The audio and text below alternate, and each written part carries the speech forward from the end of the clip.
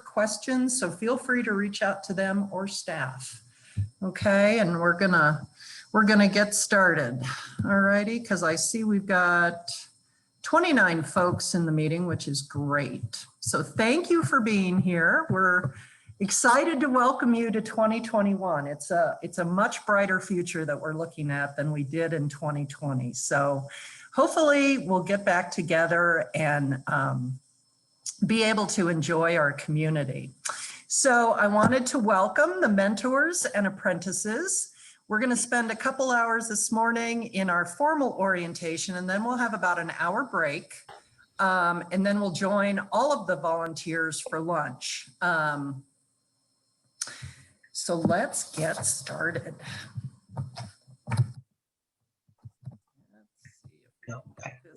There we go. All right. Well, you did it. You made it through training. Although, as you figured out, you probably, Master Gardeners never stop learning. So this is only the first part of your journey, and we're delighted that you successfully got through training. I know a number of you have already taken the exam. That's great. Everyone is passing with flying colors, as we suspected. So not to worry if you've not taken the exam yet. We would like it done, if at all possible, by Sunday evening, the 18th, because we start our volunteer shifts on the 19th. So if you have a situation where you can't get it done by Sunday night, just reach out to me and let me know your circumstances. We would require that the final exam be completed before you start your volunteer shift, but I know that some of you have shifts later this month, so you've got a little extra time.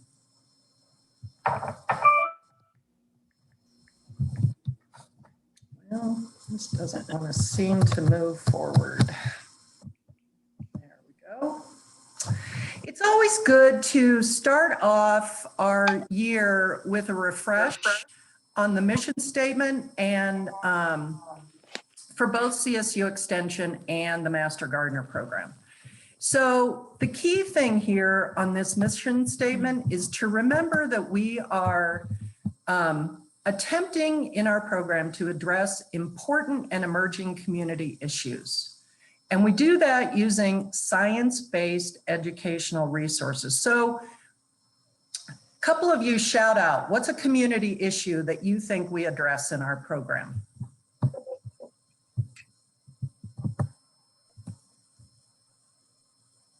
Don't be shy. Conservation. Good. Water use. Good. Insects. Good. Japanese beetles. Right. What else? Food production. Right. Food production, food insecurity. Absolutely. Absolutely. So when you think about it, we're doing a lot to help the community. And that's what we always want to keep in the forefront of our mind, is that we're primarily educators and we work in these community sections to share that education and help the community thrive, okay? So here it is a little more descriptively in the Master Gardener program vision statement.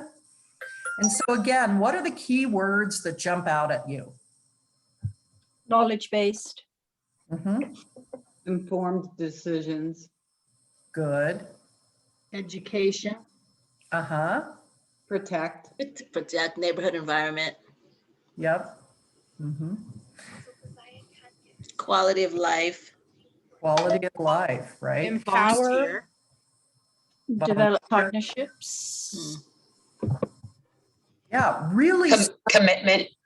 Really strong words here. And so we want you to embrace these words and make them part of your volunteer work and keep that in mind when you're sharing information. And we're going to talk a little bit more specifically today when Debbie and Jeff get into this, is this concept of informed decisions and what that means. So we're not going to have an agenda per se, because we're sharing neutral science-based information, correct? And so we're sharing resources that help people make decisions. We're not going to tell them exactly what to do. And so that's where your role as volunteers becomes really important, because we're really teaching you to take all the information that you've learned so far and help put that together and apply it to a particular situation. All right. This information is also posted on VMS for your reference. If you ever have any questions, don't hesitate to reach out to your mentor or to staff. But this is a list of what is expected during your 2021 season. So you have between now and October 31st to complete this work. And then in November, we'll have a graduation ceremony, and I've already made the reservations at the fairgrounds for our non-virtual potluck, and we'll get together in November and have a graduation ceremony for all of you. Yay. Yeah, right, right. Yay. So anyway, let's go through this and kind of the overview on this. The reason we do this is we want to give you a good glimpse at the breadth of the opportunities in our program. We understand that you may like different kinds of activities better than others. And after your apprentice year, you'll be able to spend a little more time perhaps in one particular garden or more time on the phones. But right now, we just want you to get an opportunity, see everything that we do, and that's why we have these required hours, okay? So it's 16 hours in phone shifts. You're gonna start your first one within the next couple of weeks, right? So if you haven't already done so, you need to sign up for 3 more phone shifts. Those are 4 hours apiece. We ask for 12 hours in a demonstration garden. So, and shifts at the demonstration garden vary. Some are 2 hours, some are 3 hours, some are longer. So just make sure that you get a total of 12 hours, and we'd like you to visit each one if possible, because each one's a little different. Each one does a little bit different things. It has a different environment. It grows different things. It partners with different organizations in the community. So we'd like you, if possible, to check out each one. We're going to return to the garden centers and have our information booths. And those are generally 3 to 4 hour shifts. So we'll be doing it at Nick's and O'Toole's on Saturdays and Sundays in May. I haven't heard yet from Tagawa. I'm reaching out to them. Generally, they have us there in June, but I know they're being very careful about their outreach and public interaction still. So I'll check with them and see that might get added. We also have the Plant Select booths, and all of the Plant Select information booths. And this is where we go to the garden centers and talk exclusively about Plant Select. We're partnering with them. So we're going to be doing information booths at Tagawa's, Nick's, and Creekside, I think. Is that right, Martha? Is that right? And O'Toole's as well. And O'Toole, is O'Toole's on the Plant Select list? They may not be. Anyway, that is May 29th. So that's an option too. So plenty of opportunity for you to find that information booth location. Martha will go over the signups a little bit later in the presentation about VMS, and we do have these signups separated between a CMG and an apprentice, because we don't want to put you out in an information booth and without a partner.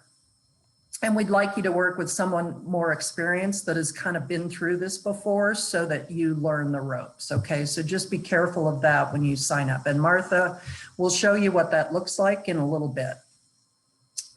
We'd also like you to do a shift at the Arapahoe County Fair, more than one if you can, because we've got some new activities planned this year that are going to be very exciting. So we're going to be out at the Arapahoe County Fair beginning Monday, July 19th, all the way through Monday, July 26th. We've got different setup and cleanup options. We'll be hosting an information booth. We'll have an indoor demonstration garden, and we'll have the fair public competitions that we manage and volunteer for. So if you've got time and can do more work out there, we'd sure appreciate it.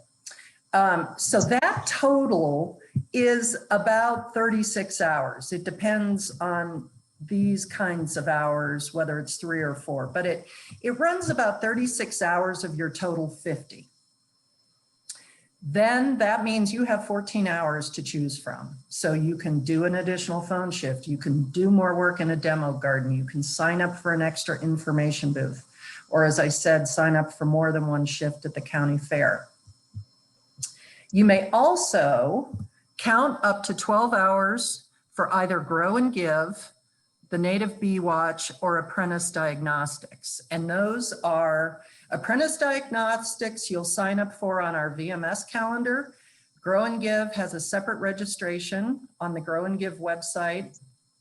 And Native Bee Watch has a separate registration and training, and that is also on a separate website. And Lisa manages that program, so she'll be chatting with you about that in a little bit too.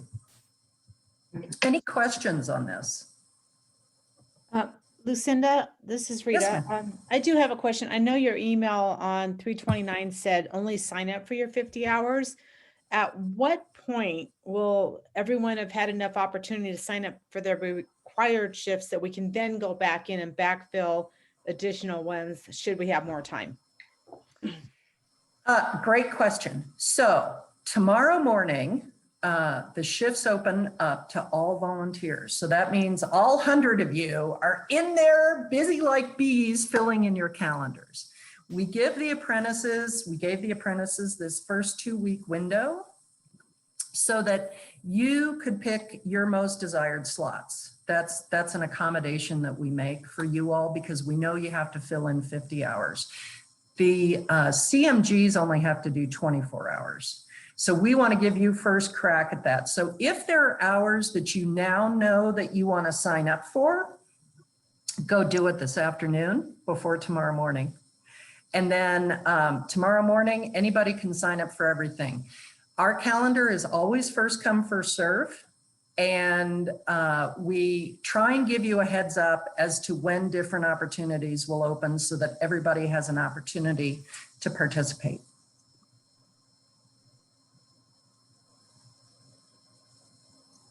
Yes, ma'am. You said or when you listed Grow and Give, Native Bee Watch, and Apprentice Diagnostics. Is that an either or situation? Yes. Yep. Okay. Either or and. So for apprentices, you're going to do 50 hours. You could take your 36 and add 12 for Grow and Give, for example. And you'd still have 2 more hours to fulfill. You could take your 36 and do Native Bee Watch and do 12 hours there. You could do Grow and Give and Native Bee Watch and do over your 50 hours if you wanted to. And again, in these different optional, what we choose to call optional, Grow and Give, Native Bee Watch, and Apprentice Diagnostics, the idea is it's up to 12 hours. So we don't want you to spend your entire time in that activity. So that's why we give you a limitation as to how many hours you can count for that activity. Okay, so if you do Grow and Give, because Grow and Give is where you're growing produce in your backyard and donating it to a food bank, right? So you're doing it individually and outside of the context of one of our demonstration gardens. Obviously, we know you're going to spend more time in that garden than 12 hours. But we want you to be a full participant in our program, so that's why we kind of limit those hours to that amount. And same with Native Bee Watch. You know, that is a season-long look at counting, doing citizen science, and counting native bees within a particular environment. And so, yes, if you're diligent about it, you're going to spend more than 12 hours on that. okay? But we also want, again, to give you a diversity of experiences and a diversity of opportunities, and that's why these limitations are imposed. So do we need to wait? I'm sorry. Do we need to wait until everybody else signs up if it's going to push us over to get into those projects? No, you're fine. Go ahead. Go ahead. Okay, Yeah. perfect. Yeah. Thank you. Yeah. I mean, the reality is the shifts are going to be open to everyone tomorrow morning. So the CMGs, their requirement is 2 office shifts. So they have to get 2 office shifts in the season as well, but then they can choose as to what they want to do. Okay. Thank you. Thank you very much.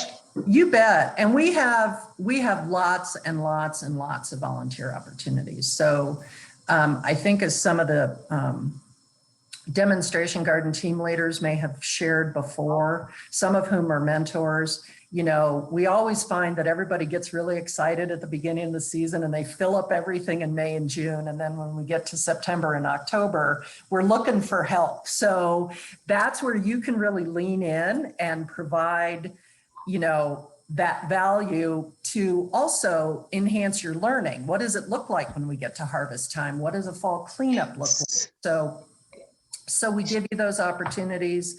Martha's done a yeoman's job working with our new platform, and you know, they added one more new thing to us this year. So we have a new VMS on top of new everything else. And so we're working through that, and just be flexible with us as we communicate about any changes that go on with that platform too. So any other questions about the required volunteer activities? I'm just curious, why, I mean, I know the season is kind of dead in the winter, but do you, like, who does like the spring cleanups in the gardens? Is there ever like winter watering issues that we might get to experience participating in? Just curious. Yeah, once you're a master gardener, which you all will be come November, then we have quieter hours in the winter. For example, our newsletter continues to be produced. We continue to participate in social media. We continue to answer questions at the help desk. The shifts change from daily to weekly, because the volume of calls and the volume of activity is lower. So people sign up for what we call a winter voicemail shift. And actually that winter voicemail shift served as our model for remote phone shifts and really was instrumental in helping us be able to continue our service, because we knew how to do it remotely. We just taught you all now. The Lima Plaza Pollinator Garden, we watered this winter because we had new plant material in there. So that was kind of a monthly event.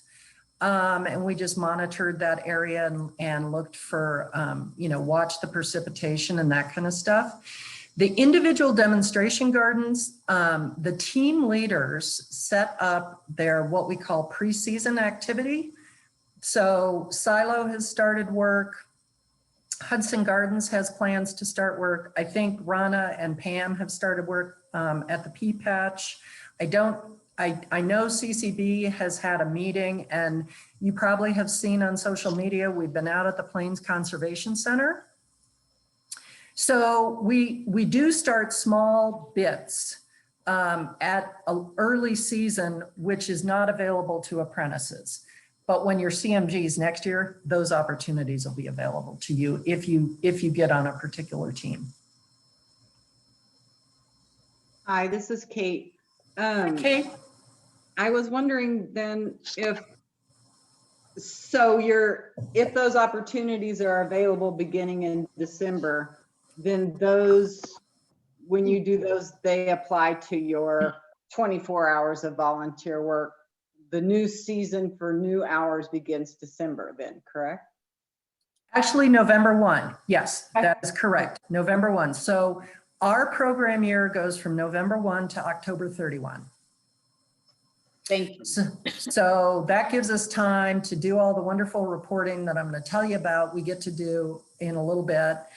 And we have our graduation wrap-up meeting, and then we open the new program calendar, which will have these winter activities. Perfect. And as CMGs, you'll be able to sign up for those at that time. Nina. Hi. I forget I asked this. Hi.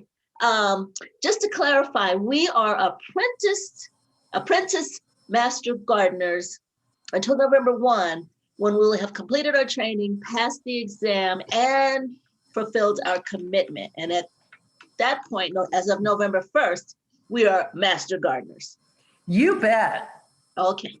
That's a good question. Thank you. Yep. So you're going to get, and I still haven't figured out the logistics to do this yet, but you're going to get a little name tag that looks like the volunteer name tags. The thing is, it just says apprentice. And so we're going to add your name. We add your name to that so that when you go to these information booths, you have something. Jean and I in the office need to finish working on those, but I'll get them handed out to you somehow. You'll wear that name tag for the year, and then you turn that name tag in and we give you your own. And that's also part of the fun of graduation. Yay. Yep, you become real. I like to say you become real, Yeah. like the Velveteen Rabbit. So, Oh, yeah. Okay, any other questions about this? Oh, let's see if I get that up there. Yeah, look, Fred's got, yay, Fred. So he's real, look. Nice. And yours, where it said Fred Free, yours will say apprentice, which is really sort of annoying and not great, but it's what the state program mandates. So what we do is we create a laminated little strip that we have you add to your badge. And so it will have your name on it, because rather than being, hey, apprentice, yeah. Okay. Yeah. Okay. All righty. So what we're going to go over today is a number of things. Some is logistical and organizational in nature, and then we're also going to show you, Debbie and Jeff are going to show you how to find the resources that you need to do your work effectively. So just a real quick agenda here. We're going to go over the remote phone desk procedures, and you will get on-the-job training, if you will, with your mentor at your first shift. We're going to show you about reporting, and there are two different places that you're required to report when you're on an office phone shift, okay? And we'll go in more detail. When you're on an office phone shift, you do it in both Teams and VMS. All other volunteer opportunities, you just report in VMS. There are certain topics that we don't allow volunteers to discuss, and these all have legal or health considerations. And so those topics, and I'll list them in a future slide, you just refer to staff or to handle, okay? If you have any questions about that, the volunteer handbook is on the CMG website under volunteer resources. It's in the garden notes, okay? And don't hesitate to refer to that and say, this doesn't feel right. I better check and make sure. And always, if you have a question, you can reach out to staff or your mentor and they can help you answer that question. So we're going to go over also where to find online client resources and how to navigate the website. A number of you have, with your Green School training, have figured that out pretty well, but we'll just go over it again to make sure you have a good working knowledge of the different platforms that we use. And then we'll conclude with kind of a diagnostic practice. Okay. And what I'm going to start with, I'm going to leave the PowerPoint right now, and I'm going to show you a little video.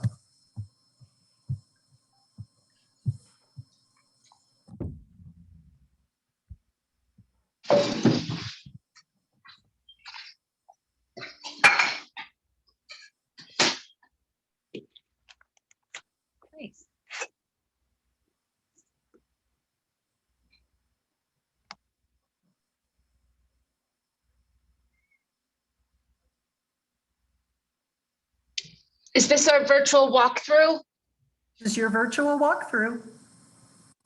Cool.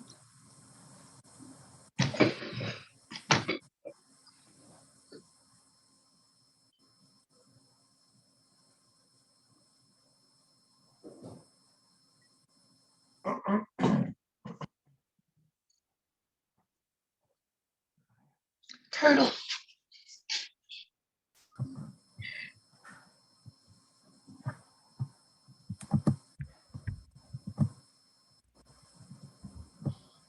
Lucinda, is this the office where I went to pick up the physical garden notes book? This is inside there? Yes, ma'am. Okay.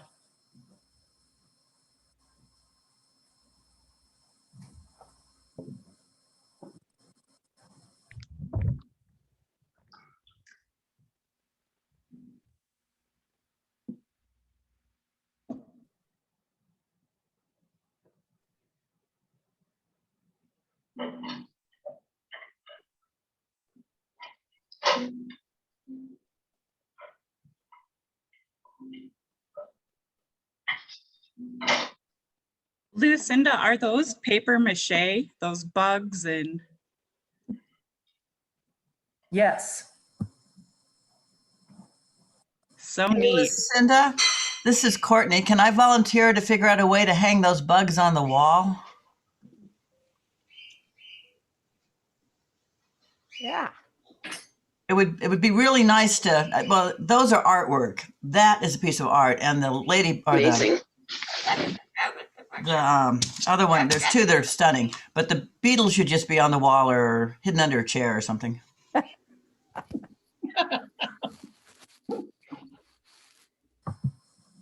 Yeah, we can talk about those, all those opportunities. Was everyone able to hear the video? No. No, there was no sound. No sound. No sound. No sound. No sound. No Oh, sound. that's too bad because I had it all voiced over. Well, let's watch it again. Let's do it again. Let's watch it again, and Yeah. I will provide our own voiceover. How about that? I guess you were wondering why we were asking all those questions, huh? I was like, aren't you guys listening to my video? Right? It thought I was just blurting. I know. Yeah, good. That's so weird. I wonder why the sound isn't working. Well, so this is the Master Gardener volunteer space in the office. Okay. And so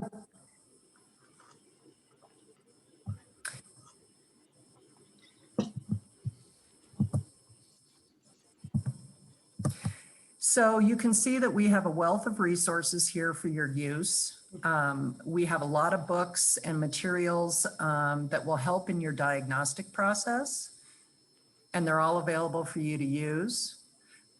We have 2 workstations and we have 2 separate phone lines. So there may be a situation where volunteers were both fielding calls at once. There's a microscope and loops if you want to look at samples in more detail, and we can keep samples in our refrigerator. So if you don't get through a particular sample for review, it's available for the next volunteer. And this shelf is where we do the sample intake and process it through the phases when we do the diagnostic review. And what we're going to do is give you more training on that once we get back into the office. We have Madagascar hissing cockroaches. And so Lisa took those home and she's caring for them very carefully during the pandemic. So we will introduce them to you again as soon as we get back when we have regular attendance. And yes, these critters are paper mache.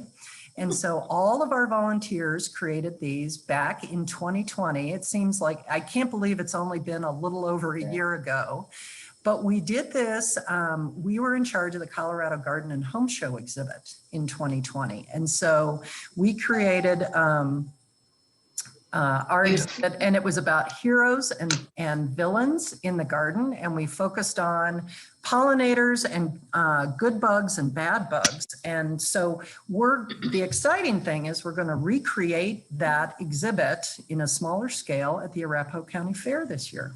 So that's, yeah, so you'll all get an opportunity to help work on that.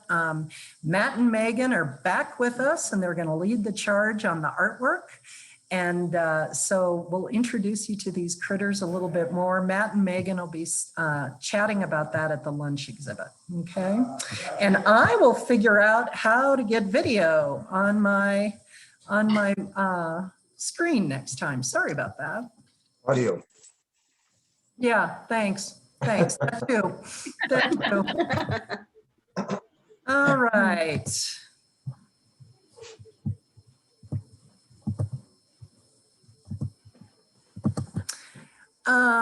So when you're working in the office, as you saw, you're going to be fielding phone calls, email, and questions on a platform called Ask Extension.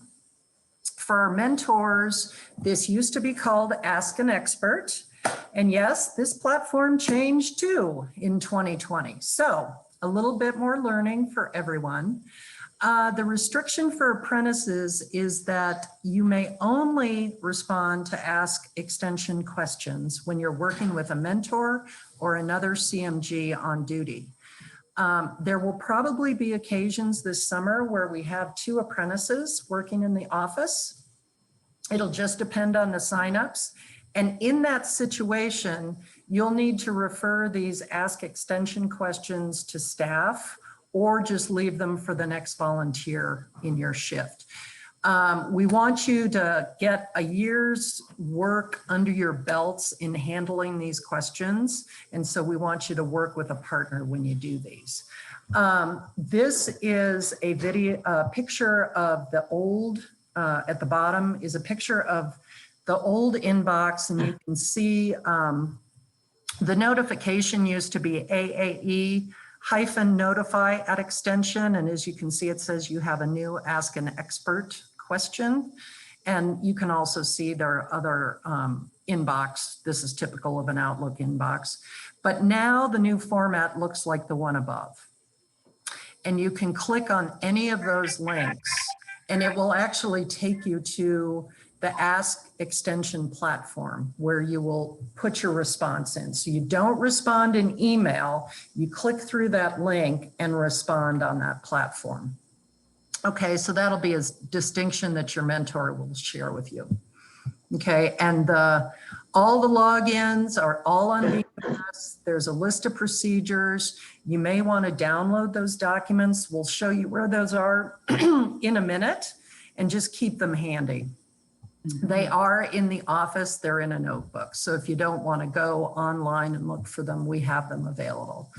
And then this is just an idea of the kind of turf samples that we get when we have to look at, this is a diagnostic sample, typical for what we would get. Okay. Now, these are the client topic restrictions that I referred to a little bit earlier. And all of them, most of them, are in your volunteer handbook, not all. With reference to Emerald Ash Borer, the key here is don't give the clients a specific recommendation for treatment. Again, remember our role is to provide people with options. So we give folks information. We don't try and direct how they want to treat it. You can say, do this, do that, here are your options. So again, it's about sharing information. Our procedures have changed a little bit in the last few years, and it's because there's a combination of things. When it was first identified up in Boulder County, there was a quarantine in place that was imposed by the Colorado Department of Agriculture, and we had specific legal requirements to follow that quarantine, and that's why we were a little more strict in how we handle these questions. Now that the quarantine has been lifted, and it is likely that we will see spread of this pest further south into Denver County and Arapahoe County, we now have to be prepared and respond. And so one of the things that Debbie and Jeff will go over with you in a little bit is where to find those resources. And we've got talking points and PowerPoints that we'd encourage you to look at and share. Okay, so that's changed a little bit. You're not restricted from discussing this, just that there's specific protocols we want you to follow. Cannabis. Because we're a federally funded organization, we can't discuss cannabis. When it was first legalized, we got a lot of questions and a lot of people wanting to start grow houses and that kind of thing. We don't get very many calls about it anymore. But again, because it's still illegal federally, and we are a federally funded organization through the university, we just have to tell our clients, unfortunately, we can't help you. I'd refer them to the CDA. Hazard trees. This can be a tricky one. And again, it gets into legal liability. What you need to do, if questions are coming along the line that my neighbor has a tree, I'm afraid it's going to fall on my house, can you come out and look at it? You know, my neighbor had a tree cut down, I'm afraid that, you know, and they put, you know, Roundup in the roots and I'm afraid it's getting into my property. All of those kinds of questions where you're concerned with liability, or if somebody's afraid a tree's going to fall over and they want us to come out, you need to refer those to Lisa or myself. Because of the added liability in answering those questions, they have to be handled by staff, okay? Commercial questions. So if there's an arborist who calls and wants a second opinion, if there's a pesticide company that wants a second opinion on a plant ID, all of those need to be referred to staff, okay? Herbicide rules, I'll go over on the next slide. We do have a standard disclaimer on our email. It's part of the signature. You don't have to worry about including it. But if you discuss an herbicide or pesticide with a client, you must let them know that the label is the law and they should refer to the National Pesticide Information Center if they have further questions, okay? And then bed bugs or other health considerations, again, those kinds of questions, just email Lisa or me and we'll follow up, okay? Any questions on that? All right. So here's a snip of what, yeah, Melissa? You're muted. Thank you. If the question just falls into any area where we might have a liability or be liable, we err on the side of caution. Correct. Professionally. Okay. Just ask your mentor or ask us. If anything feels uncomfortable, just raise your hand, send us an email and say, ooh, not sure what to do with this. Okay. Once you get into the rhythm and you start to see the kinds of questions you'll get, you'll understand. You'll understand Okay. the distinction. But again, you know, on the side of caution. Okay. Yeah. So this is a snip of the, you know, the signature, the Master Gardener Volunteer would be right up here. But we've got this disclaimer that's written here. Okay. So the key points of this are the label is the law.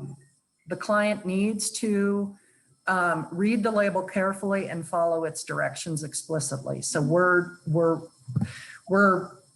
recusing our liability for suggesting an herbicide or pesticide. And some fact sheets do have that information in it. So it will say, use MMX and benzoate on emerald ash borer, for example. And what you need to tell the client, and that's a bad example because that's got to be applied by an arborist, but if there's a neonicotinoid that can be used, like imidacloprid or something, and the homeowner wants to use that, then you need to remind them that this is what they need to do. And it can be helpful to direct in your email the client's view of this, please check out our herbicide information below our signature or something like that, okay? But the key is, we're removing our liability. We're not making an explicit recommendation for any particular product, and we're not making any endorsements or we're not making any recommendation on the effectiveness of it, okay?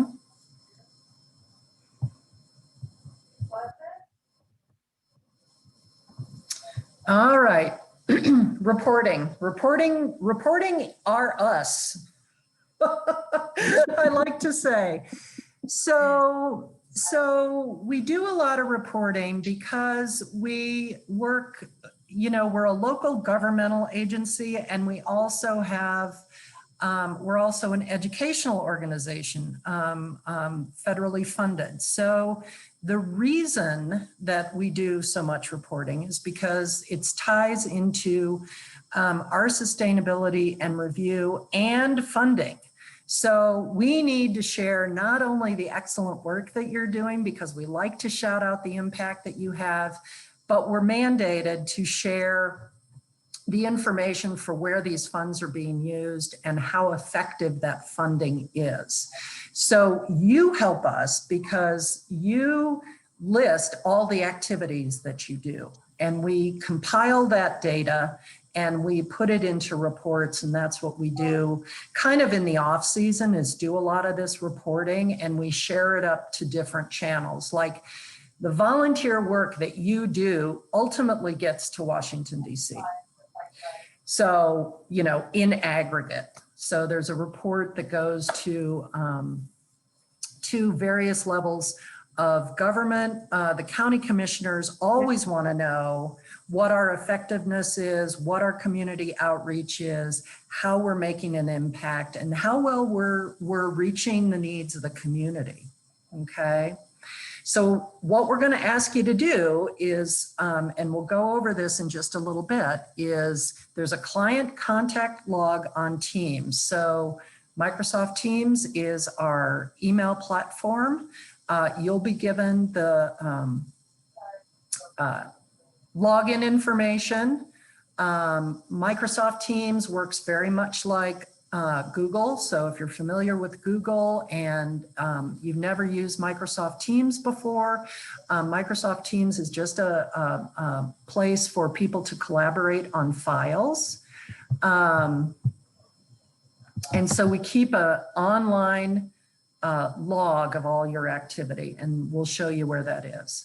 That file it's an Excel spreadsheet. It's fillable. We're going to ask specific demographic information, and then we're going to ask you to summarize what the citizen asked and what diagnosis you gave them. And we want you to list the fact sheets, and then there is also a space if you need help. We want you to check that box, and then we also want you to send an email to staff. We find it's often easiest, especially when you're working at the remote help desk, to just go ahead into VMS while you're sitting there and report your hours at the end of your shift.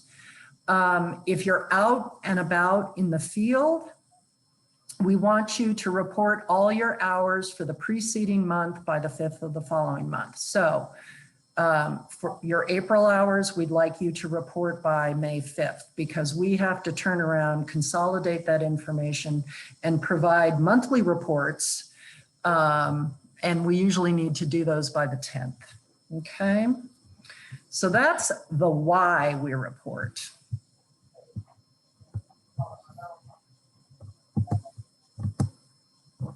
Now this is how we report.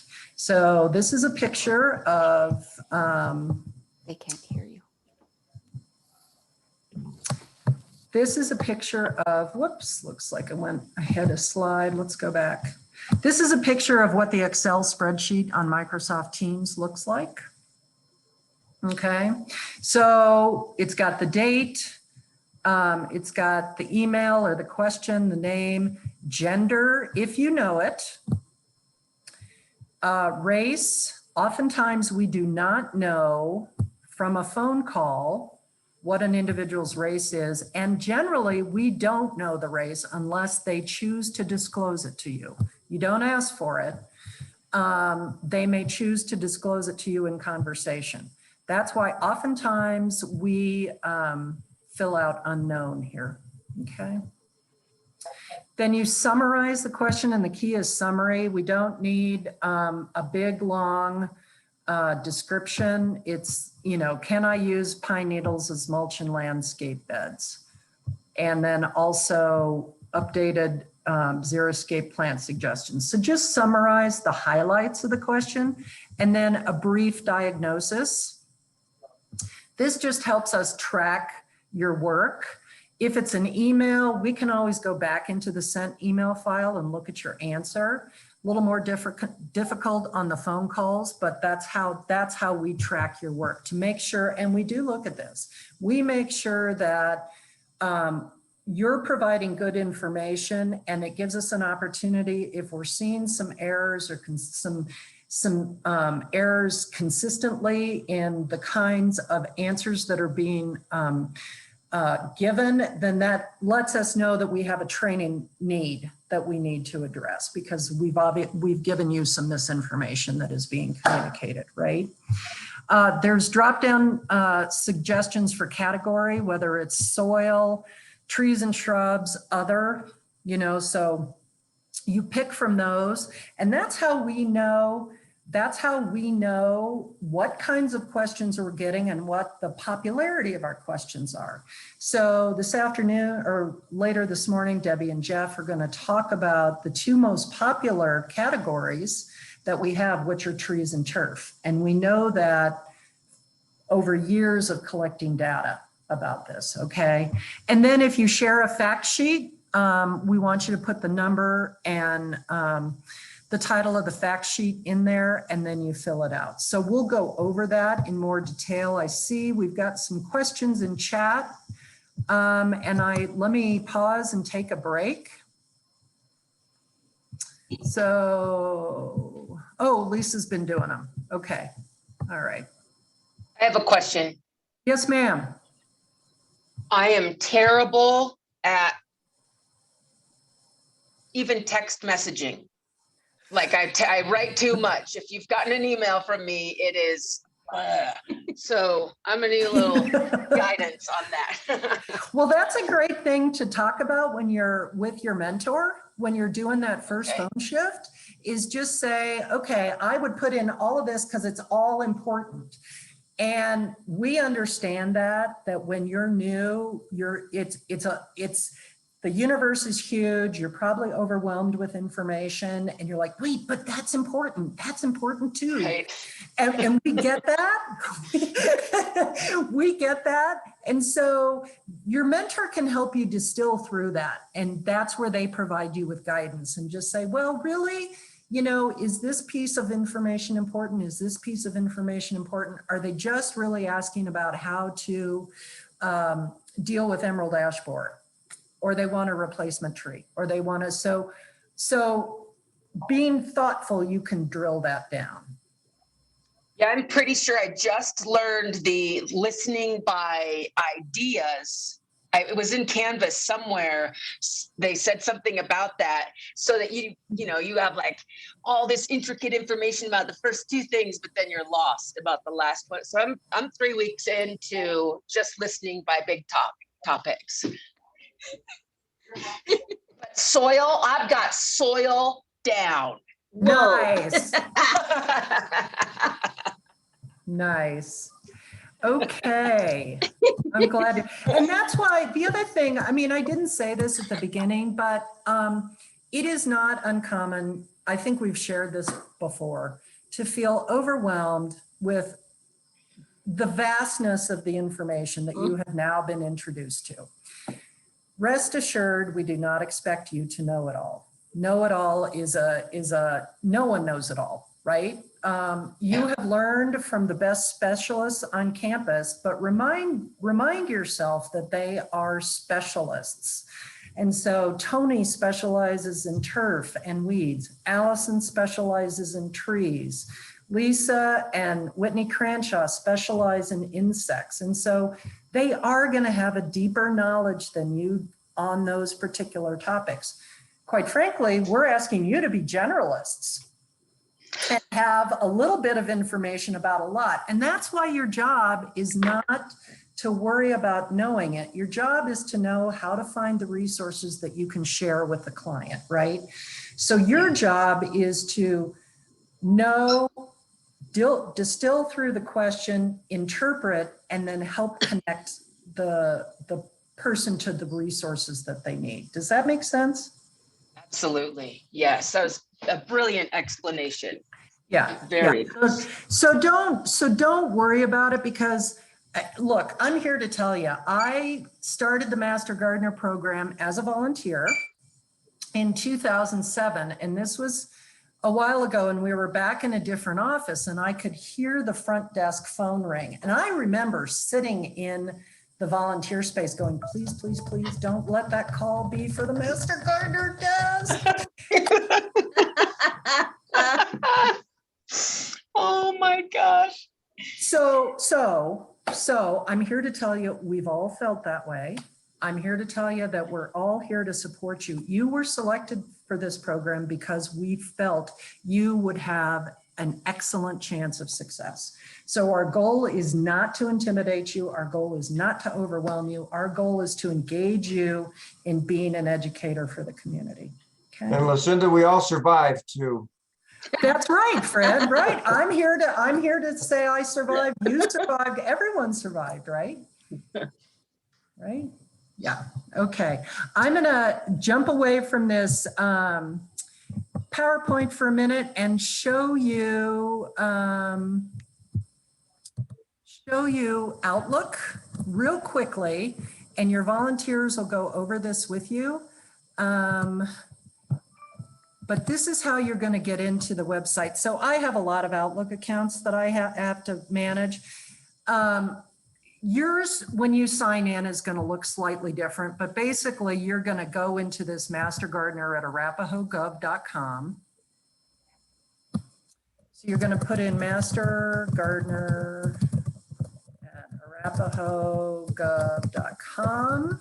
The password is capital MG plant, lowercase 2016. Okay.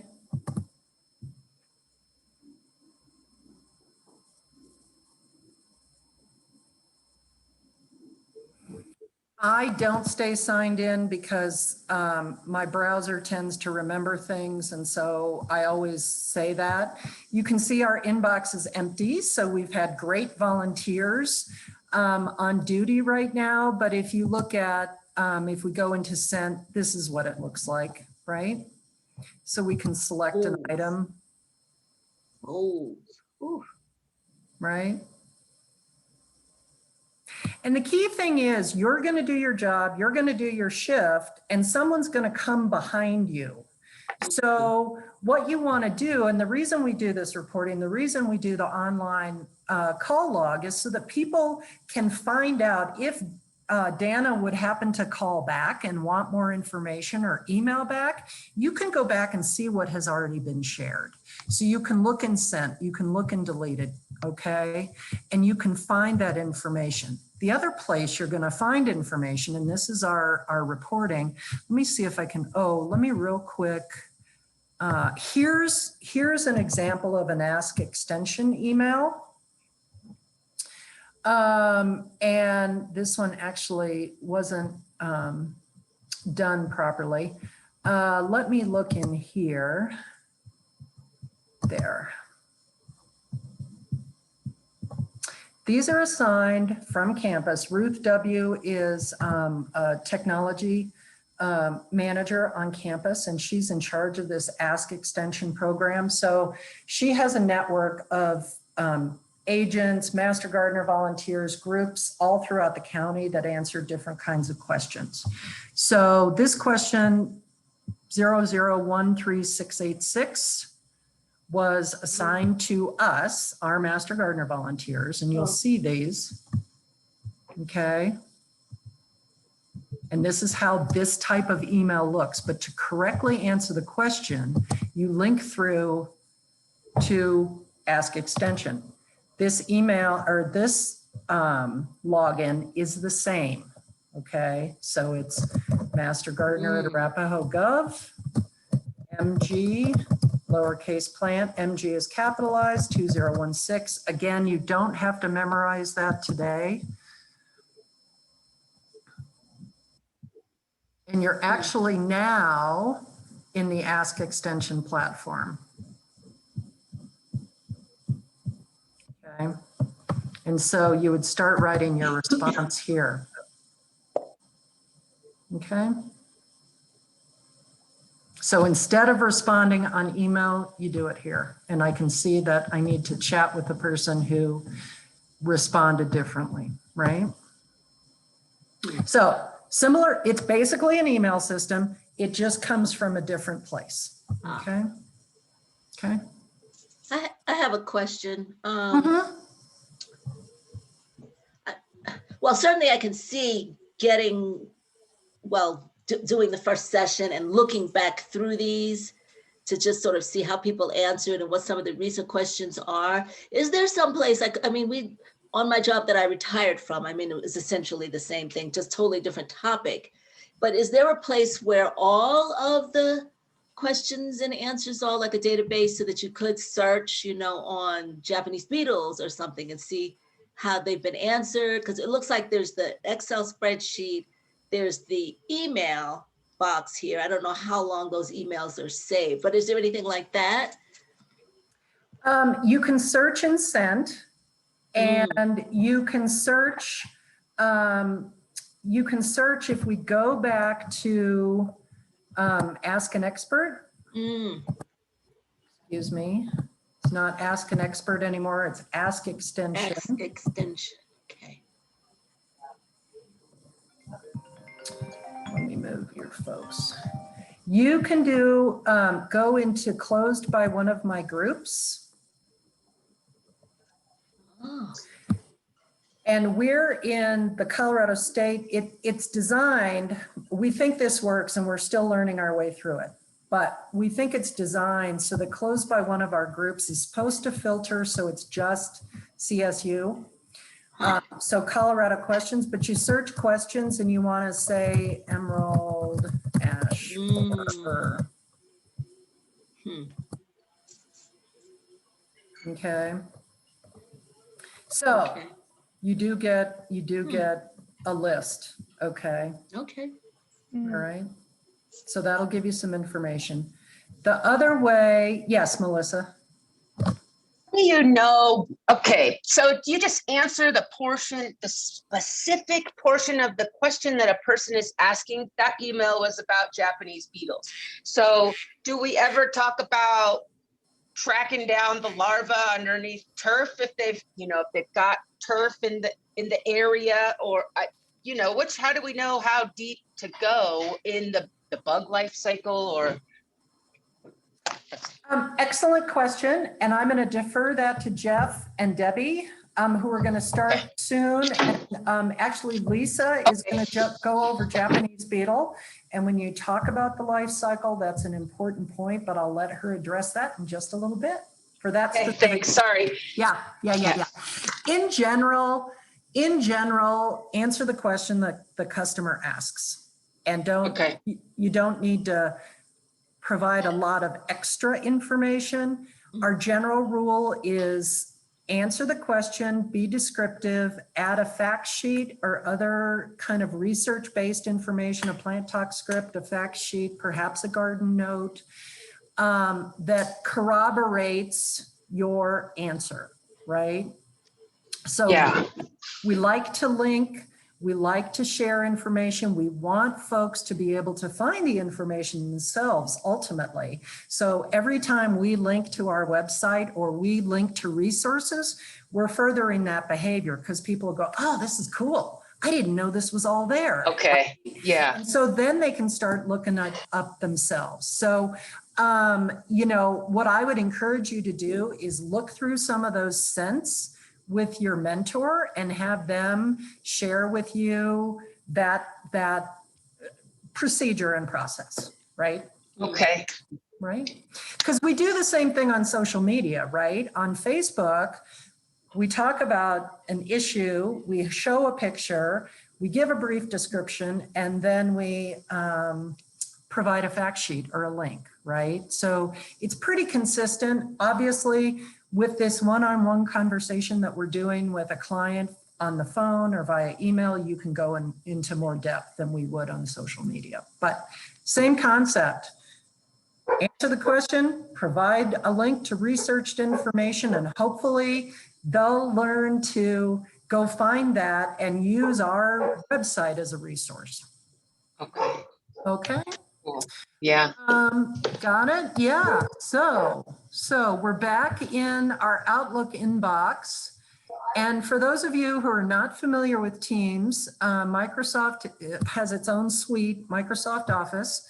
Outlook, which is the email, is one app, and we have all these other apps, okay? So we're going to go into Teams.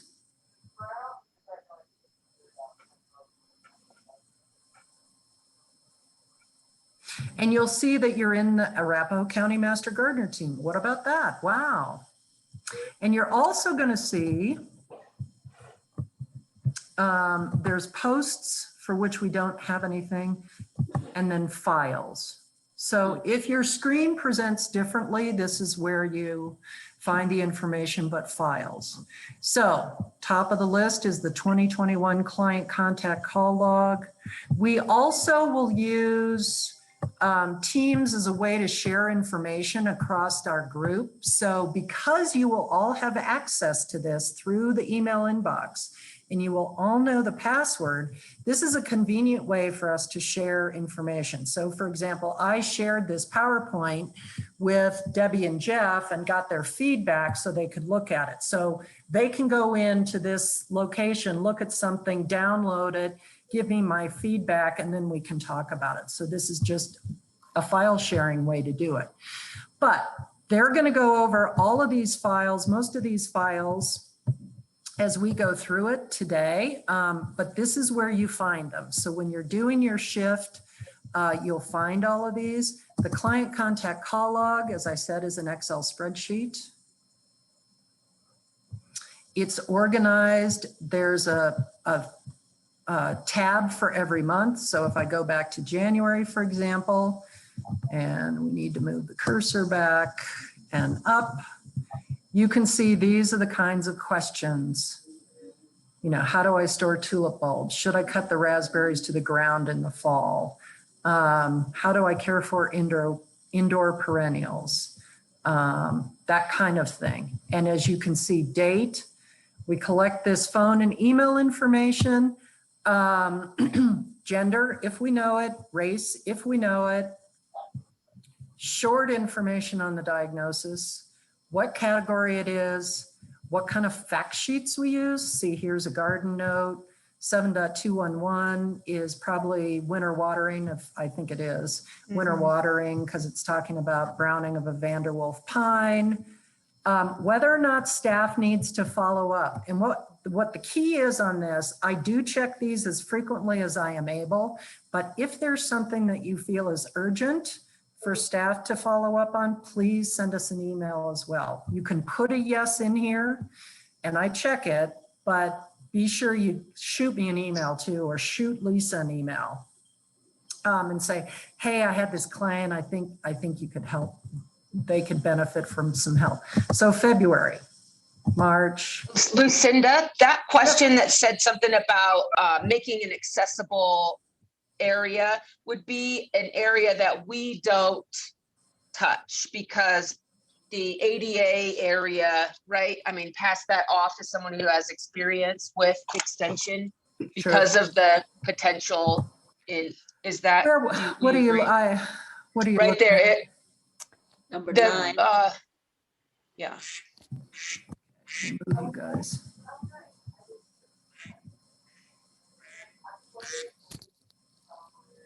Yeah, it's number 9 on Okay. the physically. AAE.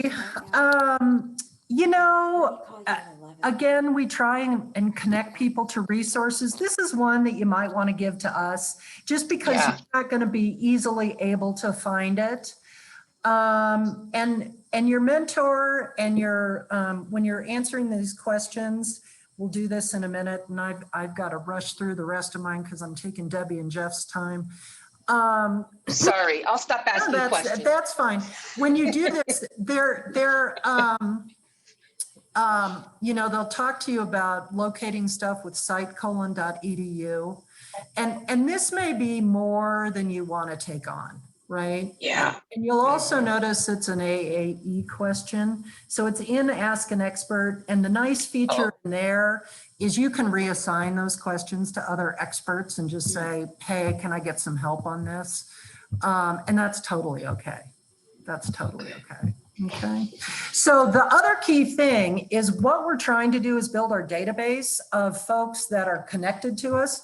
So 2 really important columns. How'd they hear about us? We want to find out, you know, was it a social media post? Did they find out about us at a garden center? Have they known Extension forever because, you know, they grew up in Nebraska and they always visited with the Extension agent, you know, that kind of thing.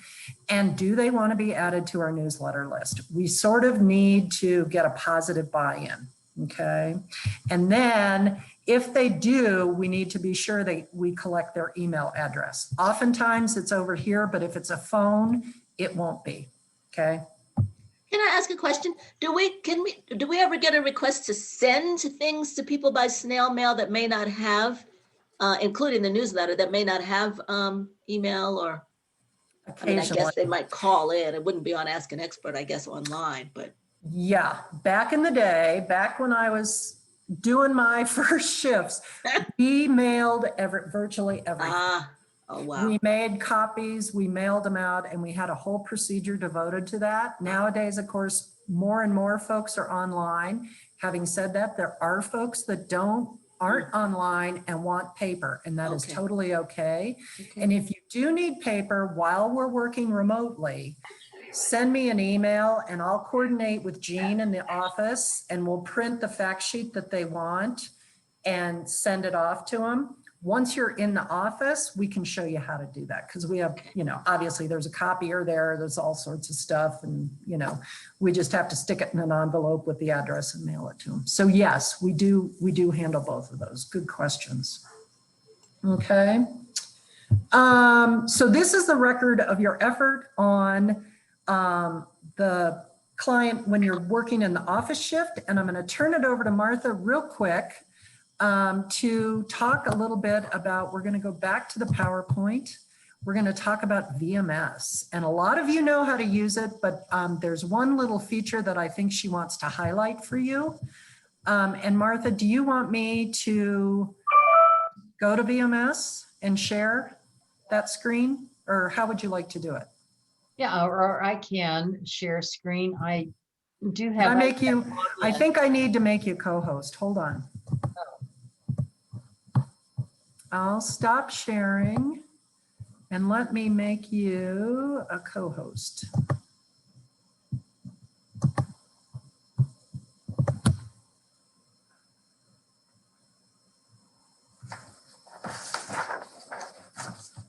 Let me know when is it done?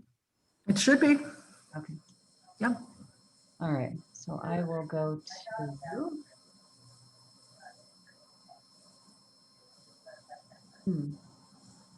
Sharing screen. Okay. There it is. All right, so let me just sign in and I'll show you. All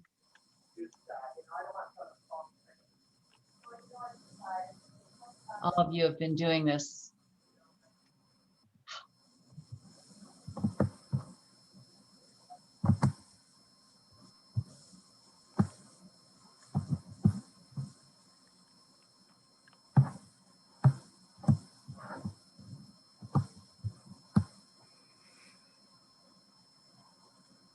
Okay, so once you finish your phone shift, it's a good idea to go in and log your hours so you don't forget. And you'll have the number of contacts to add, and it'll be a handy thing because otherwise you have to recreate the wheel when you go back do it later. So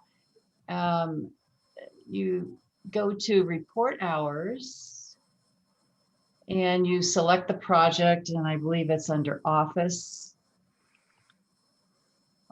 contacts. We'll just pick today's date for fun. It's a 4-hour shift. And you can just say phone shift. And just to say, the miles driven is for your use. So we don't give credit for mileage in the program, but if you collect mileage, there is an option on your federal tax return to report mileage, and I think still take a deduction. I'm not entirely sure.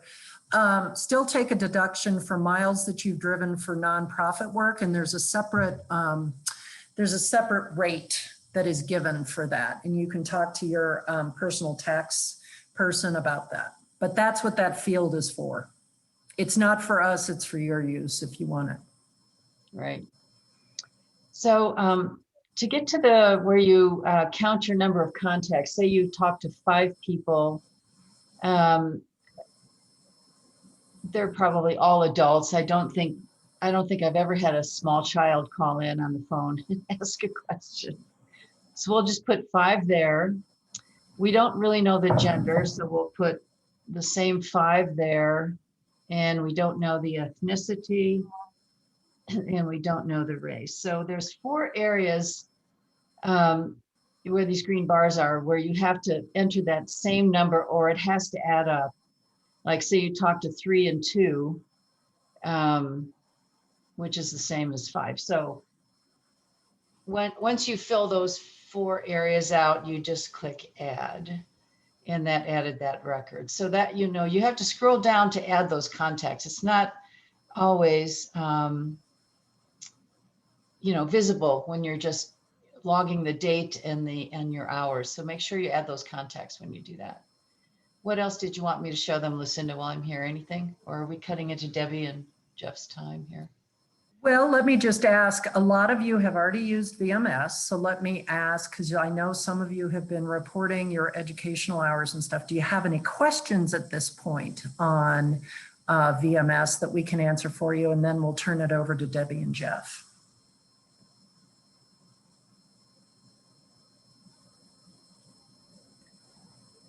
Anything, should we talk calendar, or is that okay? We're all good. Yeah. Oh, yeah, that's a good idea. Let's talk calendar. And I think just show them the distinction. I think you all figured it out, but you could show them that Silo Park, for example, or the, the distinction between different signups. Right. So, so just take this first shift on May 15th. It's a Saturday. It starts at 10 a.m. You can see that this shift is, everything's in my way here, hang on. It's, we need 1 apprentice master gardener in that shift. You'll also notice there's also at the same time slot, 1 CMG. So there'll be 2 people at 10 a.m., 1 apprentice and 1 Colorado Master Gardener. So you won't be alone. So when you're signing up for these shifts, just be careful as an apprentice that you sign up for the apprentice version, because we want to make sure we can get a Master Gardener in there with you for those shifts. I think that's really probably the most common error that we've seen just on signups, but it's all fixable. Yeah, so anyways, go ahead. Should we check? Because I signed up like the very first day. Should I go back and make sure that I have signed up under Apprentice CMG and not CMG? Would it have let me sign up for CMG? Mhm. In certain I did. circumstances, yes. Yes. But I think there are things called restricted control lists. So theoretically, it shouldn't have allowed you, if you did sign up for a master gardener shift versus an apprentice shift. I did. I fixed it. I did but too. A couple of times. Again, I'll go back the and system look. is still being fine-tuned, and so I'm not sure those control lists actually worked this time, but we'll talk to the developer and see. So I have a question, Lucinda and Martha. Some of the shifts that I signed up for example, the ones at Hudson Gardens on Wednesday mornings, it says right there, 3 MGs and 3 team leads. When you go into the description, it says CMGs and ACMGs. Okay, so right there. Down at the description, CMGs and APMGs needed to help with vegetable garden maintenance. So I signed up for those, even though it just says 3 MGs. Is that correct, or do I need to redo my stuff? No, that's correct. You did that correctly. The team leads are really the people who are behind the scenes running, kind of organizing that garden. So it's Donna Farley Wade, Debbie Moody, Kathy Thistlethwaite. Those are the team leads for Hudson Gardens. So they sign up where it says team leads. You sign up where it says MGs. Fair enough. Thank you. Yep, and just to clarify, if it doesn't specify APMG and CMG, it just says MG, you can go for it. Awesome.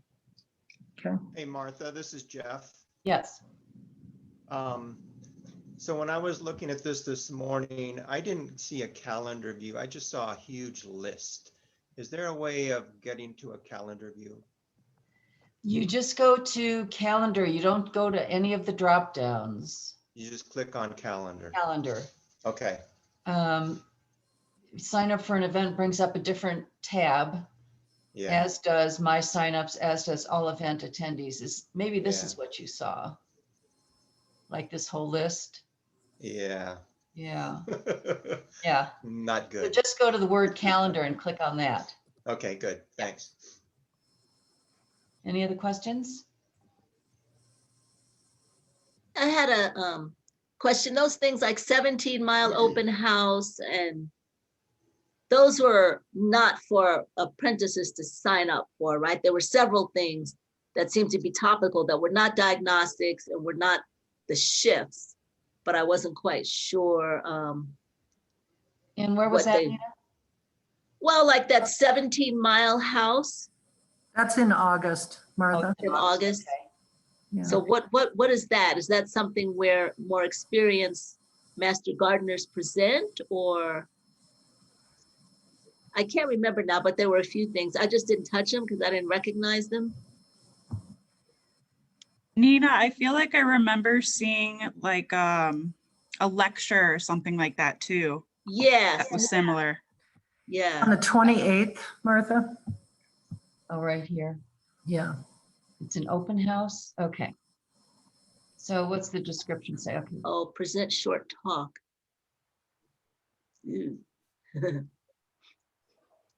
So I can address this. There will be opportunities that will pop up on the calendar like this one that are not a category. And most often they're going to be kind of speaking engagements. So this is a new opportunity. We have joined open spaces. We used to be within the county. We used to report up through community resources. And effective January 1, we switched our reporting structure up through open spaces. And so you're going to see more and more of these activities that are available for speaking, teaching, that kind of stuff in the realm of outdoor education.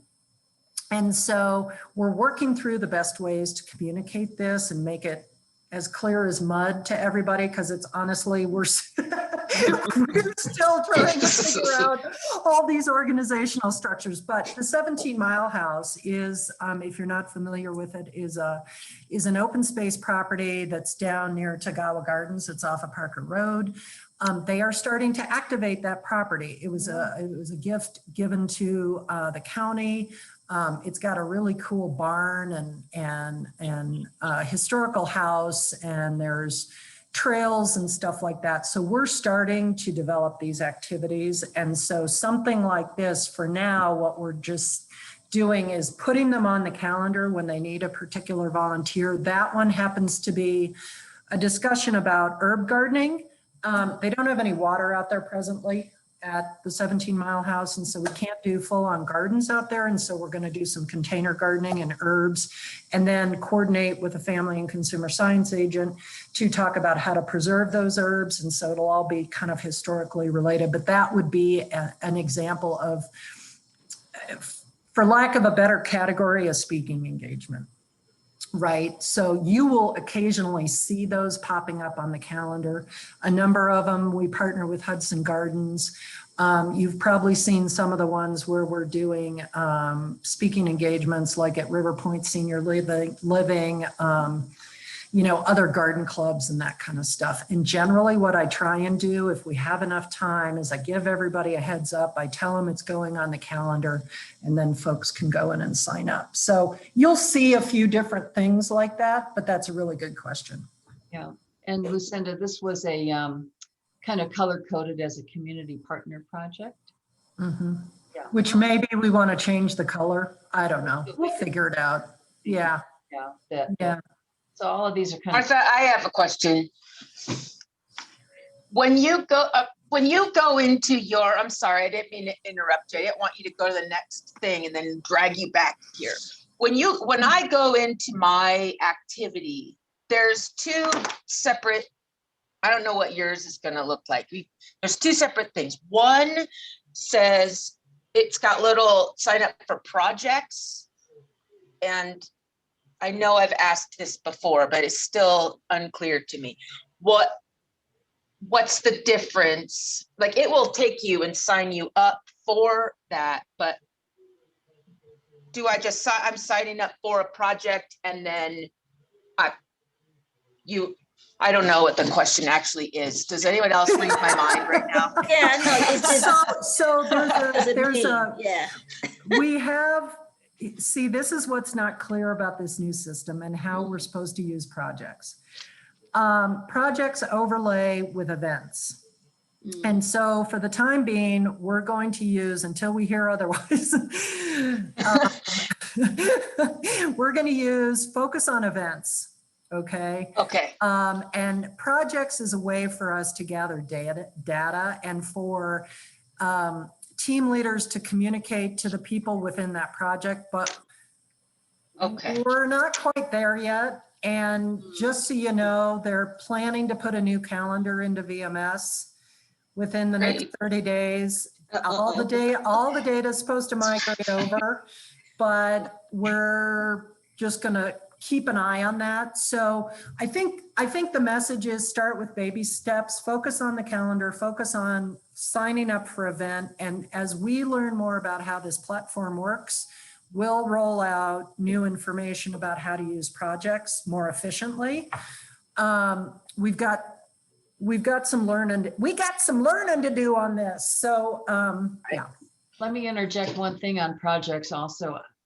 My understanding about projects also is that it's really useful for email. So if someone in a particular group, like a demo garden, say Hudson Gardens, you can send an email to that particular project, whoever is interested in that project or wants to be informed about that project. That's my sense of how projects are used. That does not sign you up on the calendar for an event. You have to go to the calendar to sign up. So you might. It just signs you up for a project. Yeah, if you want to be informed about a project, say, you want to know what's going on in Hudson, and there might be communication going on with anyone who has clicked that, check that box that they want. Or you might. I just don't want to miss anything. You're not missing anything. We're not even emailing yet. And to follow up on what Martha said, is in our old VMS system, there wasn't a good way to capture names of folks in a particular email group. And so the behavior that we developed was that the team leaders for a particular project emailed people outside of VMS, right? And so this is a feature that is designed to enhance our communication with one another and kind of keep it self-contained so that you can gather all that information in one place. But I would call that 2.1, and we're not quite there yet. So we'll continue to learn how to use this. For now, I think most of the team leaders will email you separately if you've got a shift coming up. That's my understanding in the demonstration gardens as to how that works. And they'll give you updates as to what's going to be done at that next shift, right? So we'll continue to explore this. And as soon as we have more information and more training on how to fully utilize this, I would focus on calendar events and signing up for a calendar event to participate in the volunteer activity. Thank you, guys. All right. You Shall I bet. turn it back over to you guys? Sure. All righty. Are there any final questions? And then we'll turn it over to Debbie and Jeff. I have a quick question. Yeah. What happens if you are sick, and you have a shift signed up? Would we notify one of you and then we can drop the shift and sign up for another one? Yes. If you're sick, and I just don't want to be like irresponsible if something were to happen and not be able to show up. Right. Thank you for that. We appreciate it. If you are sick or there's some other circumstance comes up, because we understand this is volunteer work, this is not work, right? So if something interferes, no worries, that happens. Just send an email through the VMS system that you are unable to attend and that shift is now open. And the sooner you know, the better. In the case of being sick, if it happens that morning, that's okay. And if somebody can pick up that shift, that's great. Also, if for example, you're going to a particular demonstration garden, let that team leader know. And then just so they know not to worry about you, right? Perfect. So, yeah. Thank you so much. Who do you send your initial email to if there wasn't a team leader, say it was O'Toole's or something like that? Who do you send that email to? Martha, do you want to go back through here? Do you want to go back and share your screen again and show them how to do a VMail? Or not a VMail, an email, a VMS email. All righty. So I closed that window out, so let me just go get it again. These things are in my way. I can't see what I'm doing. Just gonna get out of that now. Okay.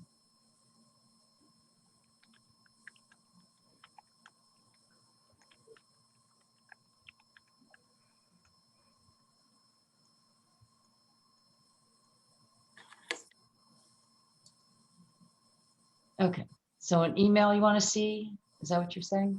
Uh-huh. So you would, don't click ready to send. Just throw that out there right now. Put your subject in shift available because you're sick or something, right? Mm-hmm. Sorry, I had to cancel. Oh, tools. Shift, I can spell. That's okay.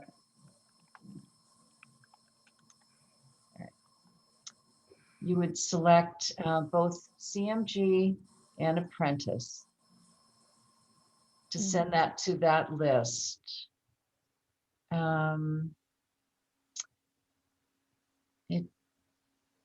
see, this is where we can enhance our communication, because if it were silo, for example, you could send it to the silo project team, right? Right. You know, Lucinda, this is actually a good question, because I think you just want to send it to everyone who might be interested in that shift. Right. So by clicking, say, oh, tools down here for an info booth, does that further restrict to only those who have signed up for a shift at some point? Well, that's the question we got to get answered. Yeah, Is I think whether, it's broad as I whether could. it's, yeah, we've got to find that out. And so Okay. that's why we're just saying, for the time being, until we know exactly how this system works, send it to everybody. Mhm. Because there may be someone who could jump onto that shift or is looking for hours. Right. But so in the case, in the broad stroke of something like that, where anyone could participate, both the CMG and EPMG, you would just click those first two boxes. So it would go out to the mass distribution of all 100 of us, or, you know, minus the emeritus and so forth. But Martha, yes. if one's doing this, I presume that you also, in the information, you would put the date available. But do you also not have to cancel your sign up in order for someone else to sign up to it? Because it'll say it's full otherwise, isn't that correct? Yeah, you delete yourself off that event in the calendar. Right. So that event is now open to Probably others. 11:30. And then send an email to let them know. Great. Thank you. Yeah. Is that it? Yeah, and then you just compose the email and then click send once you're, yeah. Ready to send. And I don't know where the send button, oh, maybe this is in my way. I've got the, and you just click add, I guess. No, that's for that. No. Is it at the top? Is it at On the the top left. My window keeps getting in.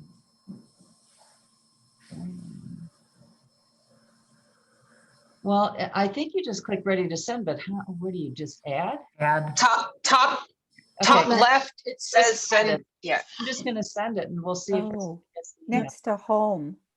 Oh, Record of email sent. No, you need it. All right, It says there's a save button at the top. I see no save button. I don't either. Doesn't it save? Does it save when you sends when you save it? Something weird like that? It Instead does. of like a send button, it's a save it kind of situation. Must have said, because I just got the email on my phone. Good. Awesome. Okay, so it Great works. way to test. That is awesome. We're going live.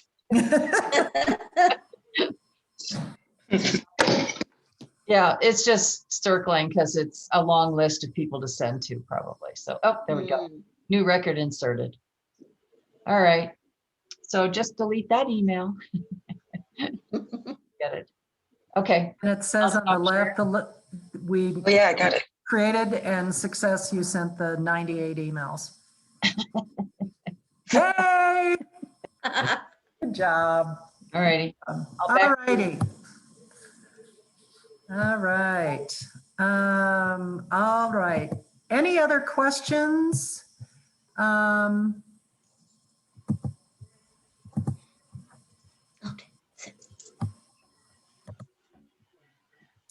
All right, I'm going to go back and share my screen, and we will turn it over now to Debbie and Jeff and get started on the next part of our presentation. All right. okay. Can everyone hear me? Okay. Yep. Okay. Good. So nice to see everyone again this morning.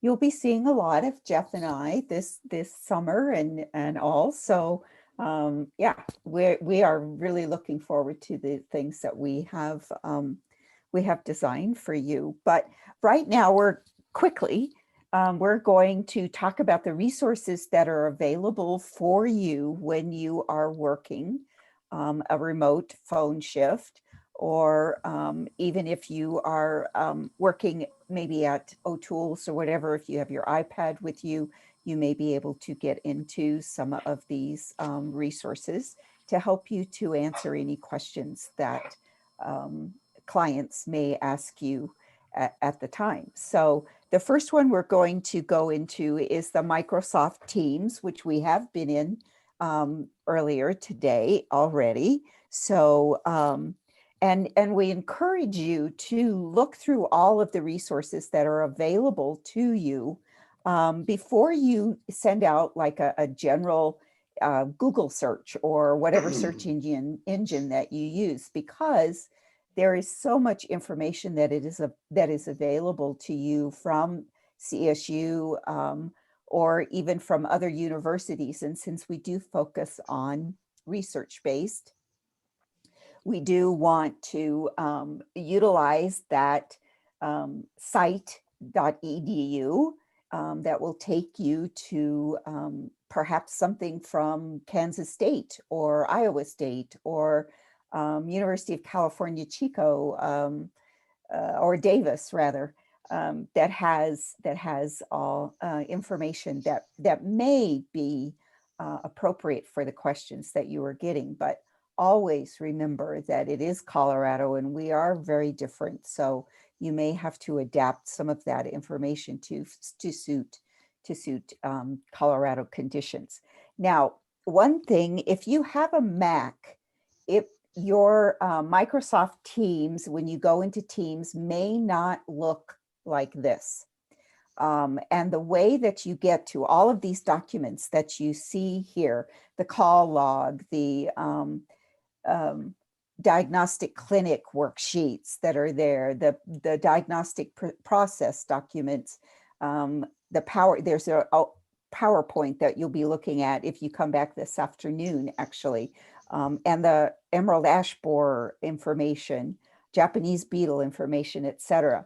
If you have a Mac, what you would do is where those 9 dots are, before moving it, can you go back to Outlook, just the plain Outlook for just a second, Lucinda, please? I know it won't show up on yours, but if you are looking, if you have a Mac and you're looking at this and you go to the 9 dots, and at the bottom, and you click on that, and then at the bottom, you will see all those documents. And you can go down there and click on more docs and it will come up. Because what comes up on my screen, I have a Mac, what comes up on my screen does not look the same as what comes up on Lucinda's screen when she goes to Teams. For some reason, I just get that general and it will not go to what looks like the Teams thing. So it's a little bit trickier if you have a Mac and maybe your Mac doesn't do this. I haven't quite got it all figured out yet because it's changed from last year. So just kind of play around with that a little bit. If you have a Mac, it may not be a direct link to Teams.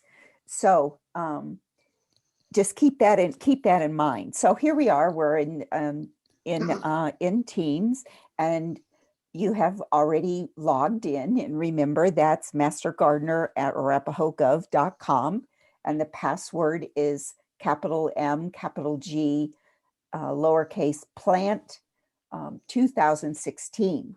And you've clicked on that and you've gotten in here. Okay. And all these documents are listed alphabetically. Well, this doesn't look alphabetically, but if you go, sorry, if you could go back and go into Teams, it will be listed as alphabetically. So for instance, you may have to kind of look for it. All the diagnostic things are there together. The emerald ash borer talking points are there together. Volunteer procedures for voicemails is down there at the bottom, and the talking points for emerald ash borer and Japanese beetle are there. So this is all available to you on the Teams, in the Teams area. So this is good to know, because you'll already be working in Teams when you're doing the phone shift, because the call log is there. And so this would be an easy way to access all of this information. So it's kind of it on Teams until we get down to emerald ash borer issues. So Jeff, you want to talk about Sure. Yeah. So yeah, I'm going to talk about some actual resources that you can use when you're on your shift and trying to research an answer to a question. So Lucinda, could you go to the Master Gardener website? Yeah, that's it. Okay, so everyone can hear me, correct? Okay.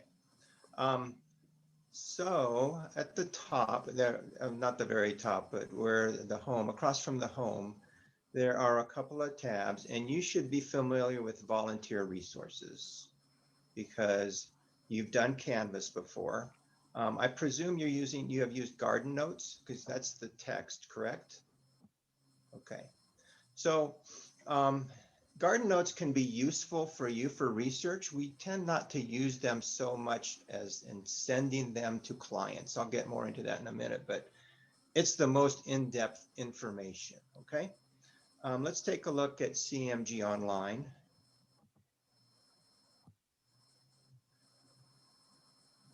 You can click on that. Oh, it's thinking. Oh.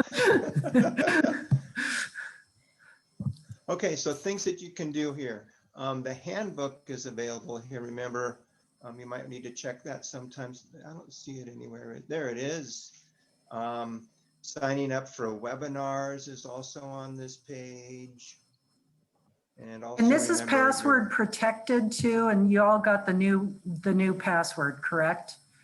Mine went to it automatically because again, it's stored in my browser history, but the new password is grow, capital G, 4, the numeral 4, good, capital G, okay? So if you hit a password site where you have to log in, that's the new password. Thank you. Mm-hmm. There are the webinars. Scroll down some more. Let's see if we can find the diagnostic toolkit. Okay, so this is new this year. If you have time, you might want to do some extra, if you want to take some extra classes. The diagnostic toolkit is being offered monthly. There was just one yesterday. I think it was on plant ID, wasn't it? Yes. Mm-hmm. And those are recorded, so I didn't get to attend like myself since I was working in my yard. Those will be recorded and they show up in about a week. The ones up above, I think, are examples of some of the ones that have already been recorded. Not that up a little bit more. Or maybe not. Maybe it's below. I think it's below the diagnostic toolkit. Sorry, Lucinda. Yeah, there they are, recently recorded webinars, okay?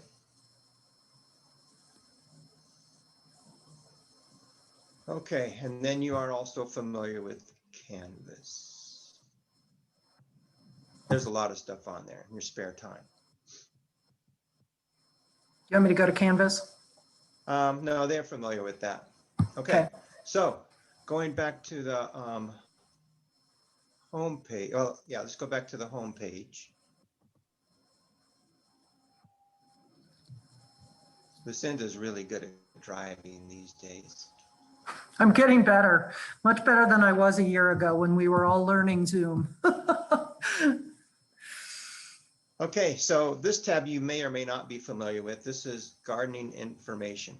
There are a lot of good resources on this tab that you will use. Let's just go through them. So ask an expert.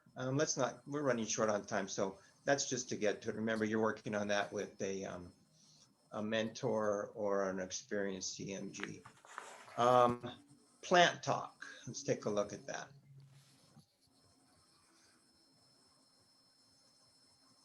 So these are really good resources to send to clients, okay? Let's click on down below. Let's do a search.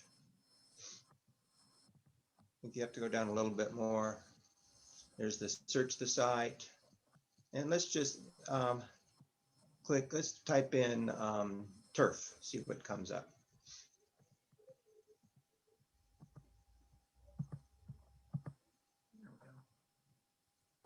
Okay, and there's all sorts of things on there. Okay. And let's click on leaf blight of turf. That would be a good one. Wasn't it down here? Yeah.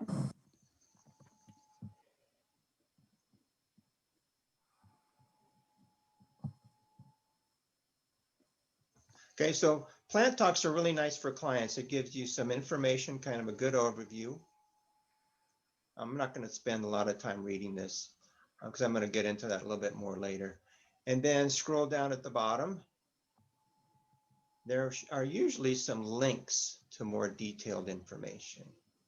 Ascochyta leaf blight, lawn care, and oftentimes those go to fact sheets. So I'm going to say this again, I'm going to say it right now, but remember I said the garden notes are the most extensive. The plant talks are the most general. And in between we have fact sheets, which give you more detailed information, okay?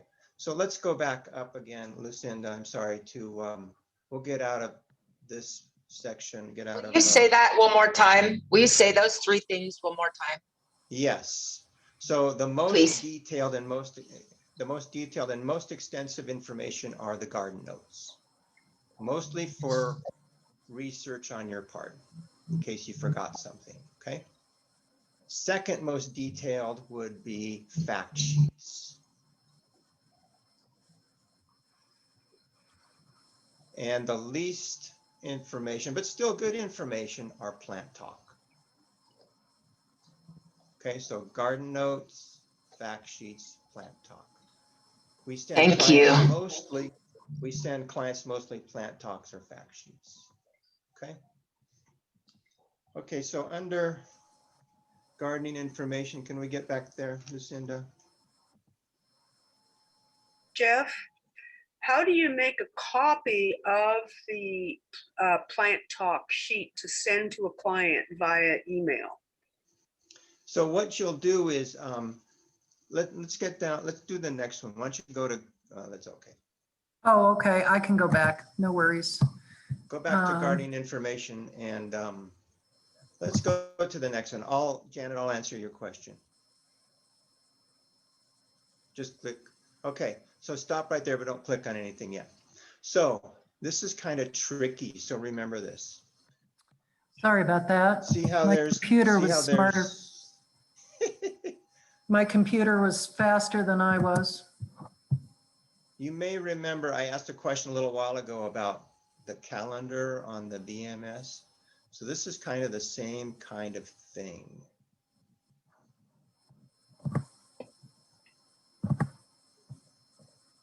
Let me add a new.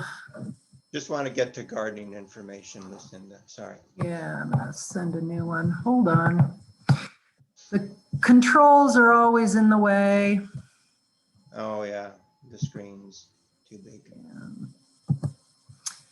Basically, Janet, we'll copy the link and put it in the email. Come on. Well, we'll just close this. Sorry, folks. Could be worse. Yeah.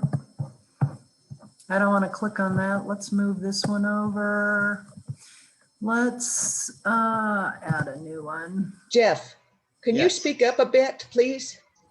Sure. Thank you. Is this better? Yes, sir. Thank you. Okay. Come on. Hey, Lisa, how do I get rid of these floating meeting controls? Like at the bottom? At the top. I don't see them on my end. I know, and they won't leave my screen, so I can add a new, you know what we'll do? We'll just do this. Yeah. You could try hovering over and clicking on the menu. Sometimes that'll make it go up. Yeah, it just isn't moving. We'll start over. That's okay. The problem that you all can't see on Zoom is there are these floating meeting controls that impact where the website is, you know, and what you can click on. So anyway, we'll go back to gardening information. Here we are, Okay, so long way around. Sorry here's- about that. So here's the tricky thing. See how you have the specific types of gardening information on the right? If you want to go directly to, what's it say, fact sheets, you can do that. If you want to go directly to the front range tree recommendation list, you can do that. But if you want to get all of the resources possible, just click right where that hand is and don't pick the other one. So Lucinda's going to click on that, online garden publications. And it's thinking. And it's thinking. Now this is a fantastic resource, okay? Because this will bring up plant talks, it will bring up extension sheets, and it will bring up the garden notes, okay? So for example, let's say a client asks something about lawns. So if you scroll down on all those different topics, let's see if we can find something on lawns. Just going to click on that. I think I figured out how to hide the meeting controls. I'll share it with all of you later when you're doing your own Zooms. Thank you, because I've never figured that out, Lucinda. And I've had trouble with it too. Yep, it's hard. And, oh, this is really small. Here, let me see if I can, I'll zoom it. Oh, thank you. That's good. Okay, let's. That's why I wear glasses. Because I can't see it when it's that small either. So let's scroll down a little bit and let's see if there's something on lawn care.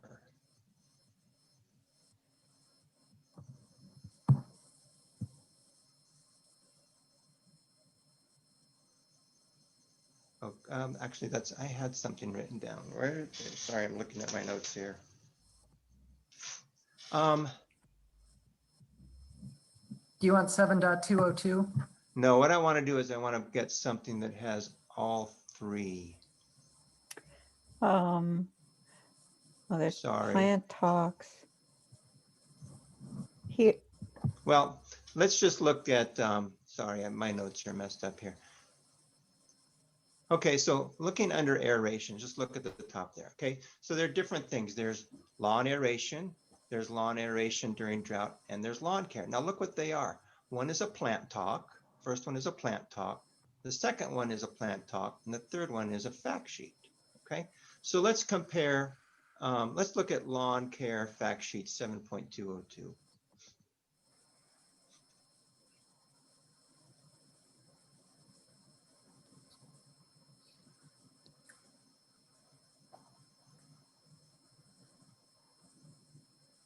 So this has more detail than the plant talk, not as much detail as garden notes.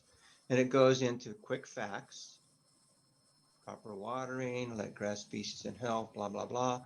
Watering, application, frequency, lots of good information. How to mow it.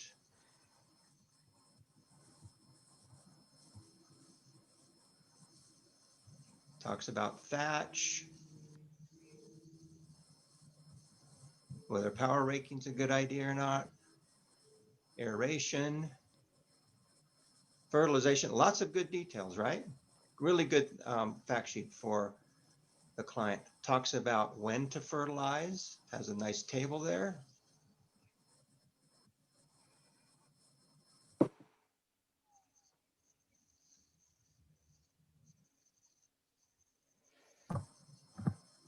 Are there any links to other fact sheets at the bottom? Not on this one. Okay.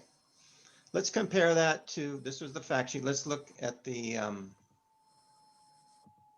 plant talk on lawn aeration. Is this helpful, everybody? It's thinking. Yeah. How often do you, this is Melissa, I'm sorry. How often do you run across somebody who, like me, who wants to just nerd out on the science versus, you know, there's somebody who Occasionally. just wants the answer? Sometimes, and you'll kind of get a sense for that. And that's where maybe even the garden notes would be helpful. And a client like that. Can you ask the client, you know, you can say, I have varying degrees of information. Do you, with that, I mean, depending on how your conversation has gone with this person, if you really want to geek out, I can give you super uber detailed information. If you want something that will give you good but general information that's easy to apply or easy to understand, you know, or I guess you could just send them the plant talk stuff and then say, if you want more detailed information, I'd be happy to direct you to our garden notes, which is extensive. Right. If it's a phone conversation, you could certainly have that conversation with them. With email, it's kind of hard to do that, you know. Yeah. You'll get a sense by the way they phrase their question on how much information they want. And you could always tuck that little thing in at the end. Here's some great general information. If you'd like more detail, please let me know and I can. Exactly. Yes, Exactly. you can do that. Or you can send them the links and they can choose, you know, whether or not they really want. And I oftentimes just say, you know, for more detailed information, please, you know, please use this link and it will take you to this fact sheet, you know. So you can do that too. You can provide them with that and they choose whether or not they want to go to it. Sorry, Jeff. No, no worries. More, just give them all the stuff right up front. Yeah. Yeah. So let's take a look at this plant talk. It's only about lawn aeration. Let's scroll down. Talks about aeration and core cultivation.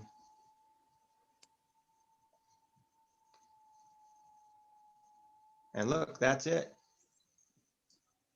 For more information, guess where it's going to take us? The fact sheet.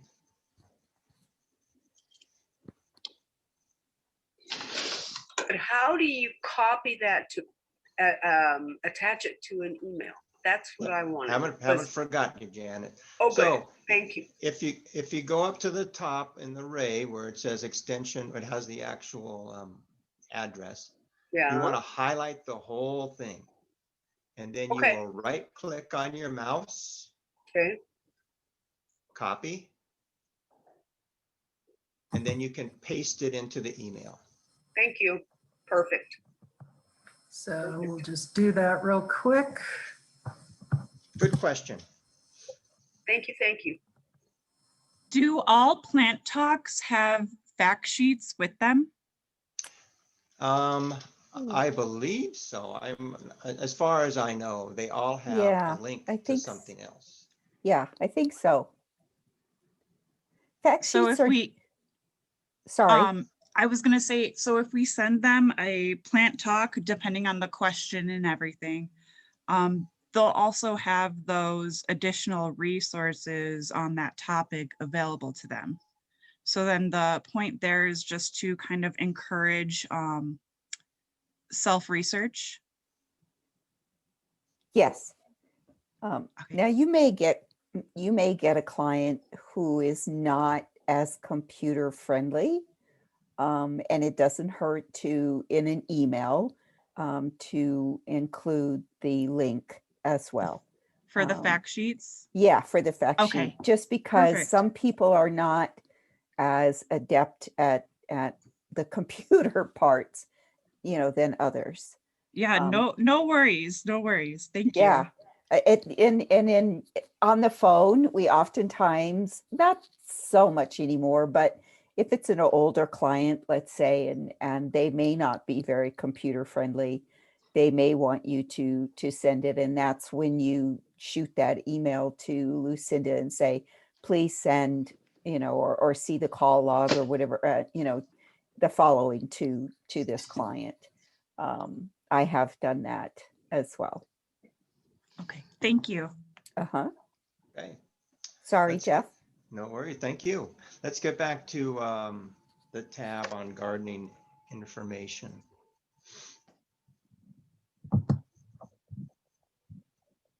Home. Actually, that I think is going to take us back to the CSU site. Yeah, it's going to take us to a different site. Oh, it's going to take Do you us to the want fact sheet. Do you want to Want the address master- the difference in this site? Sure. Yeah. So this is the CSU extension. This is the CSU page as opposed to the Master Gardener page. The Master Gardener page is probably easier to navigate around and it accesses more information. Is that correct, Lucinda? It's been organized. Yeah, that's one of the things that Katie Dunker has done an outstanding job of, I think, is taking and consolidating all this information that's very specific to our program. It is a public facing website. It does have password protected stuff here. This is the public facing side of the Master Gardener website. And so a lot of it is consolidated as opposed to this website. Notice the difference in the URL. It does have these topics. It's just a little harder to navigate. So we recommend that you direct people to that CMG site or just provide them the link. So for example, if we want to go down here, let me see if I can get scrolled all the way down. Excuse me.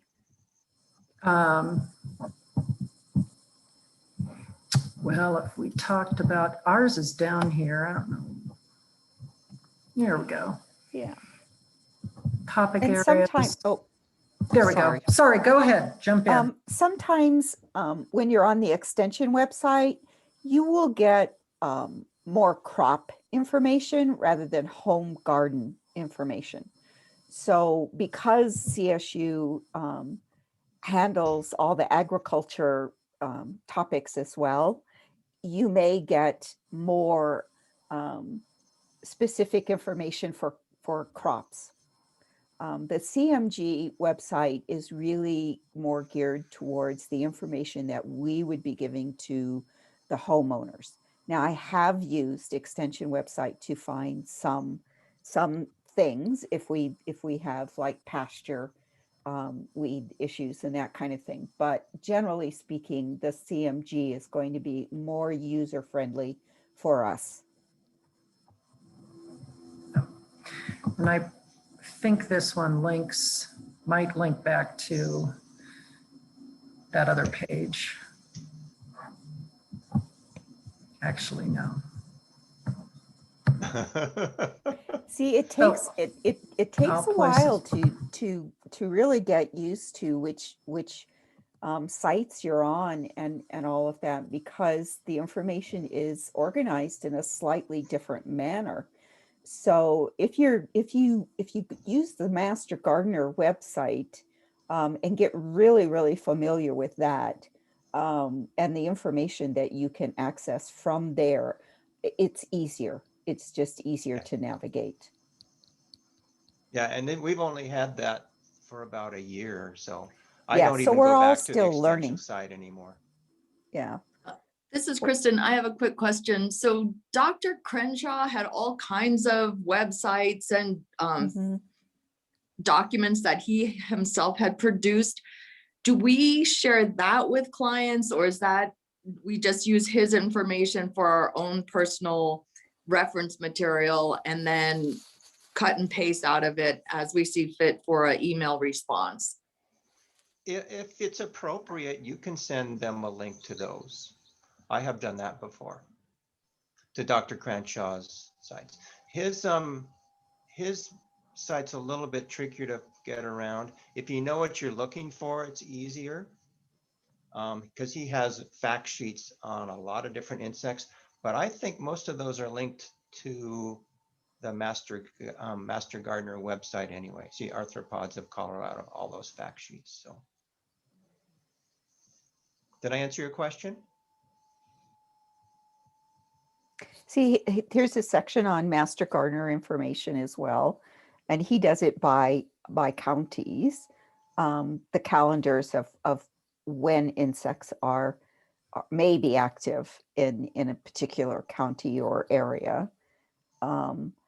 But usually the information, there are some exceptions, but is included in some of the fact sheets and other information that you will find. But yeah, you can use it, and you'll see that he works out of the College of Agricultural Sciences and Agricultural Biology. So this is a whole different department, and how they organize their pages, maybe different. Yeah. Say, Jeff, Martha here. So, sometimes I find that there's too much detail and too much information, and maybe it's information overload when you go to Dr. Crenshaw's stuff, so to extract isn't a bad idea. I think you just have to, it's a judgment call on, how technical and, adept and all these, that your client is, Yes. try to share stuff like that. So Good point. yeah. Good point. And it may be found in one of the fact sheets in a much more concise manner, or even a plant talk in a more concise manner. Yeah, I think that's very true, Martha. Yeah. Okay, back to let's go back to gardening information. Let's see what we've looked at. We've looked at online garden publications.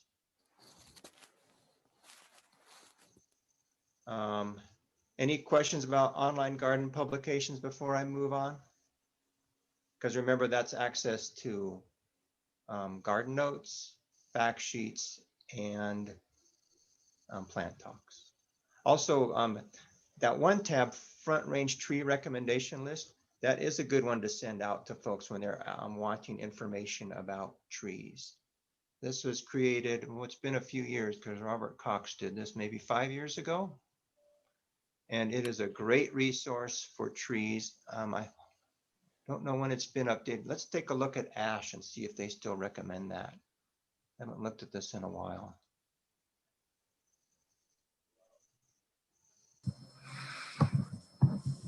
Anybody remember the genes there? Is it Fraxis? Is that it? Yep, Fraxinus. Let me expand this a little bit. There we go.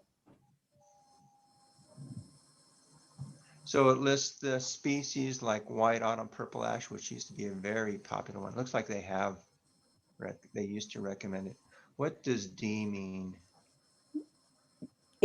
D is actually, it's not recommended. So A would be the best. Yeah. B is okay. C has maybe some issues, and D is not really recommended. So you can see that they're all labeled D.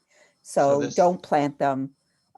Yeah, they're still listed there because some people, but you'll see that all the ashes have a D, and that's their rating as far as healthy or good to plant in our clayey soils and that sort of thing. So yes, people may still want to plant them. Perhaps they're, this is for the Front Range, but maybe they're a little farther out. They think, whatever. But you'll see that they all have a D rating. So they have updated it. That's good. They have updated it, yeah, but fairly recently, because I actually looked at this not too long ago. And then there are other cultural factors, whether it's soil information, or you see there's critical, there's cautionary areas, and then there's a key up above or on the bottom of each page. So limited availability, or water needs. If it's an M, it's medium. If it's L to M, it's light to medium. There may be some that are heavy water users. So all of that information is there. And if you send this to clients, then they can, I always say, well, look at this list, make a short list, if you have more questions about it, respond to this email and we'll try and get into more details regarding the choices that you've made.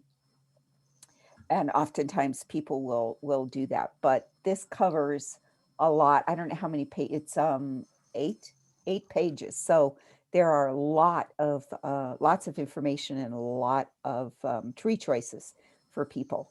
Yeah. Both evergreen and deciduous, small to large. Evergreens at the end. Yeah.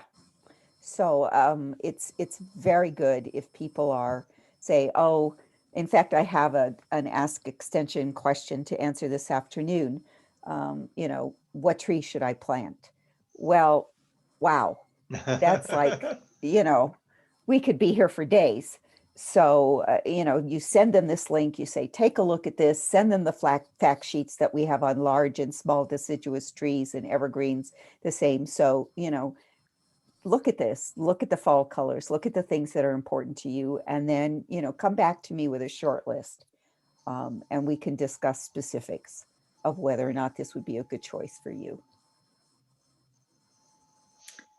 So this is Kristen. I know Tagawa's has kind of a plant index on their website where you can put in, I want it to be this tall, I want it deciduous, I want this, I want that, and it will automatically sort the trees and shrubs and grasses. Can we provide that out, or is that considered free marketing for Tagawa's, and then you would prefer us just to talk one-on-one? Yeah, no, we don't want to do that because we would be endorsing any particular grower or nursery or business. So it's better to if they want to go there, that's fine, but we don't go there. It's a tricky slope between the green industry and the information that we provide. So you want to be, you know, we do not endorse any particular product unless it is stated in the fact sheet. We don't endorse any particular company or arborist or anything like that. So we want to keep that part of it very general and say, you know, your local garden center may have additional information if it's appropriate to say that, or, you know, that kind of thing. So no, wouldn't go there. So with that stated, we wouldn't directly link to Tagawa or anybody like that, but you could use that as part of your research. You know, you can go on the Monrovia site, you can go on some of these other grower sites and say, well, I'm looking for a tree that is, you know, 30 feet tall and 20 feet wide. And so we have the nursery catalogs in the office. So that online feature at Tagawa's would work as well, you know, and so you can cross-reference this list with Tagawa's list and say, well, based on that, I think these three might work, kind of thing. But you can't give them the Tagawa link. Does that make sense? Yeah, that makes sense. Thank you. Yeah. And really, if you look on the fact sheets for large and small deciduous trees and shrubs, it will give you fall color. It will give you height and width. It will give you soil conditions if there are special soil conditions. You can do, you know, it will give you a great deal of information about a particular tree. And then, yeah, if you want to see the color, really what the color looks like or whatever, you can do that. But remember, garden centers and green industry, they're in the business. You know, they want to sell their products. Not that they're good or bad, but you know, they are in the business of selling. Right.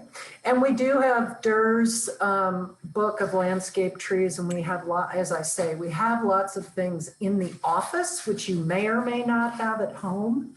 So just be aware of that. And hopefully then when you're back in the office, you can use some of those resources to cross-reference. It is a cross-reference tool. And Debbie makes a very good point that we do have lists of perennials. We have lists of large and small trees. We have lists of conifers. We have lists, you know, lots of different lists. Native plants. Yeah. Xeriscape plants. You know, fact sheets are your friends. So get to know them well and get to know, what information is available in the fact sheet realm, because it's amazing the amount of information that is readily available to us and to the public as well. They can access, the links and the fact sheets, and 99% of them are free. Very seldom is there anything that is not free and readily available. Lucinda, we're really running over on time. Do we want to continue with the EAB and that? I think we can. Is everyone all right if we go to, Sorry, Jeff, I didn't mean to cut you off 11:30? either.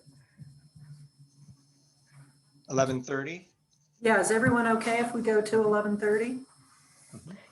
And then we'll give you a half an hour break before the next meeting. Does that work?